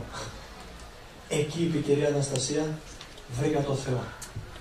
Γι' αυτό και πριν πεθάνει αυτή η γυναίκα είπε, δεν μπορείς να κάνεις μεγάλα πράγματα για τους ανθρώπους και το Θεό. Μικρά πράγματα, αλλά με πολύ μεγάλη αγάπη μπορείς να κάνεις. Αν λοιπόν χρειαζόμαστε κάτι τώρα σήμερα αυτή τη στιγμή, είναι να μάθουμε έτσι, το λέω πολλές φορές, έτσι να κουβεντιάζουμε ήσυχα και απλά. Όπως το καπνισμένο τσουκάνι είχε μελοποιήσει ο Λεοντής, αν έχετε ακούσει. Από τον αείμνηστο το Γιάννη το Ρίτσο. Και είχε ψάλει ο Αρχάγγελος της Κρήτης και το παλικάρι το κοπέλι. Έτσι ο Νίκος ο Ξυλούρης. Τα ίδια λόγια σε όλες τις καρδιές, σε όλα τα χείλη. Έτσι που να χαμογελάνε οι άλλοι και να λένε τέτοιες ομιλίες σου κάνουν 100 την ώρα. Αυτό θέλουμε κι εμείς, αδερφέ μου, γιατί τις ομιλίες δεν τις κάνουμε για να ξεχωρίσουμε από τον κόσμο. Τις κάνουμε για να σμίξουμε τον κόσμο. Ισχύει σε τη ενώση. Να θυμάστε, πόνος που μοιράζεται γίνεται μισός πόνος. Χαρά που μοιράζεται γίνεται διπλή χαρά. Δώστε μας τη μεγάλη τιμή και ελάτε κοντά μας να υπηρετήσουμε τις ανάγκες σας. Και μπορεί να μιλήσουμε το πρόβλημα. Αλλά τουλάχιστον όταν βάλεις πλάτη με τον άλλον, δεν νιώθεις μόνος και δεν είσαι μόνος ακόμα και στο πρόσωπο του ίδιου του θανάτου. Και όταν έχεις νικήσει το φόβο για το θάνατο, είσαι ήρωας. Γι' αυτό και στην Κύπρο υπάρχει κάποιος Κύπριος εδώ, μήπως έχει πάει κανείς στην Κύπρο στα φυλακισμένα μνήματα? Δεν έχετε πάει να πάτε. Μην πάτε στα μοναστήρια, πηγαίνετε εκεί πέρα που είναι θαμμένοι κάποιοι που τους κρεμάσαν και τους σκοτώσανε για την ελευθερία. Είναι θαμμένοι οι αγωνιστές της ΕΟΚΑ και δεν κάνουν τώρα πολιτική κρίση. Ο πιο νέος που τον κρεμάσανε, η Βασίλισσα αυτή ζει ακόμα, ήταν ο Ευαγόρας Παλικαρίδης, 18 χρονών. Και έχω φωτογραφία του πατέρα του ανακοινώνοντάς του ότι εκτελέστηκε ο γιος του. Και αυτός ο πατέρας στεκόταν με μια υπερηφάνεια γέροχη, κοιτώντας τον Άγγλο επίτροπο χωρίς να έχει ίχνος μιζέριας κάτω και τον κοιτώντας έτσι ότι ο γιος μου πέθανε, ρε. Αλλά πέθανε για κάτι για να μπορούν κάποιοι άλλοι σήμερα να κάθονται ελεύθεροι εδώ. Ρωτάω λοιπόν εσάς και εμένα και τον ίδιο τον εαυτό, για ποιο λόγο ζω εγώ εδώ σήμερα? Ποιος είναι ο σκοπός της ύπαρξής μου? Είναι απλά να μπορέσω να μεταλαμπαδεύσω με πολλά λάθη και σφάλματα, λίγη συμπόνια λίγη περισσότερη καλοσύνη, αλλά πάνω απ' όλα αλήθεια, πάθος και ήθος για την αγάπη και την ομορφιά αυτής. Και τότε, το αντριωμένο ο θάνατος δεν λογιέται. Και όπως διδάσκουμε τους ανθρώπους πώς και γιατί πρέπει να ζήσουν όμορφα και υγιεινά, θα έρθει μια στιγμή που θα πρέπει να διδάξουμε και πώς ήρθε η ώρα για να πεθάνουμε. Οπότε, στεκόμαστε όρθιοι, ελάτε και να ξέρετε ότι θα μας βρουν απέναντι, όχι με μίσος, με αρκετή αγαθότητα και καλοσύνη. Να είστε καλά, ευχαριστώ πολύ.